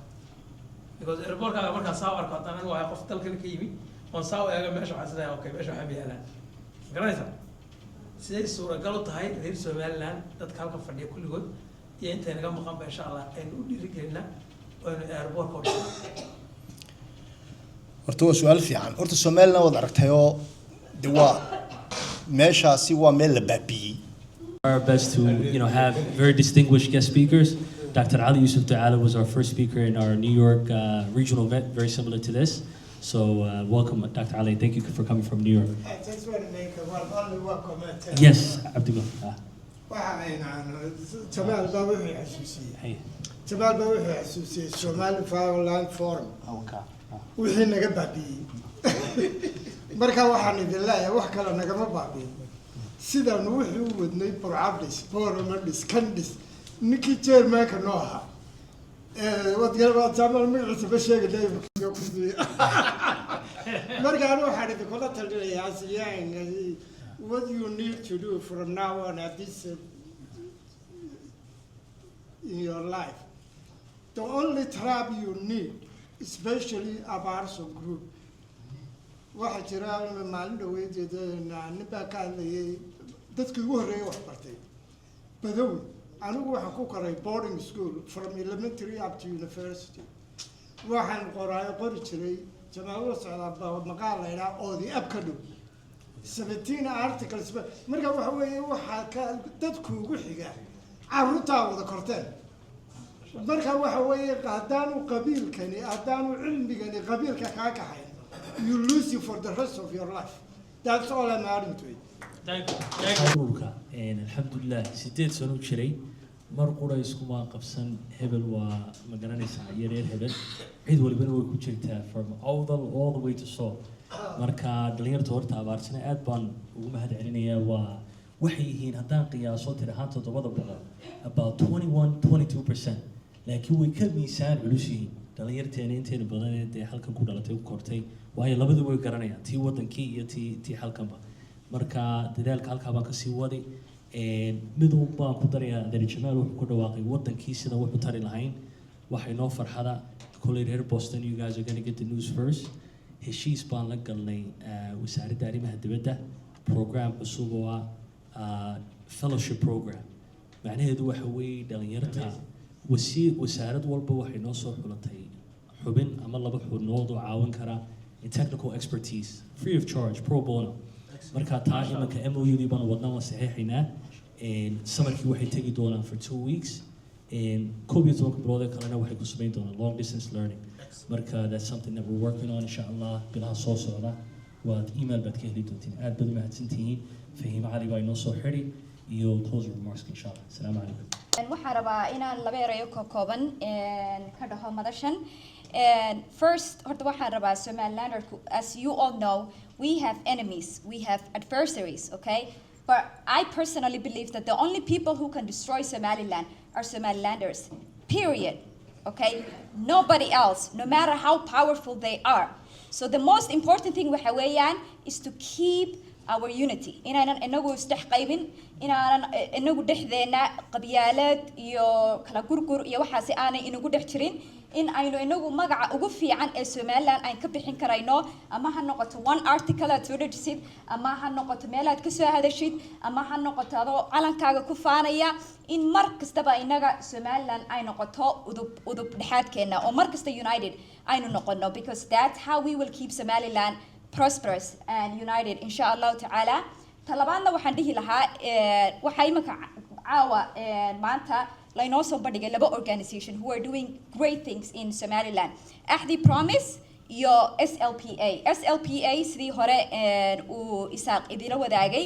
waxa every region aan isku daynaa in aanu ka qabanno project last year Erigabo school ayaa laga dhisay and I think 2 years before that schoolka Burca Academy and right Awdal and we help them and raise funds and for the schools and sanadkana aynabo ayaa insha Allah ta'ala aan isku daynaa in lacag loo la isugu dayo si hospital insha Allah ta'ala looga dhiso marka aad aragtid organization Somalilanders ay isugu yimaadeen oo school dhisaya nabigeena calayhi salaatu salaam ayaa inoo sheegay utlubul cilmi walaw kana fi siin marka dhalinyaro wax baratay dhalinyaro school tagaysa oo in school u dhisnaa like nothing is better than that you know isbitaal dadka lagu daweynayo oo aynu dhisnaa amazing okay marka please register online SLPA gal register and there are amazing things coming up haddii ilaahay ka dhigo, and amazing projects hore loo qabtay. Ahdi and promise.org also marka aad website-kooda gashid waxaad arkaysaa how you can get involved. Iyaguba project cusub ayay soo wadaan, iyo projectyo hore ay uga hirgeliyeen in Somaliland, so you can also donate and get involved that way haddii ilaahay ka dhigo. The last thing I will say is sidii aadna aad inoo sheegtayba, be proud because you are a Somalilander. Thank you so much. Look right here on 3, SLPA. 1, 2, 3. SLPA.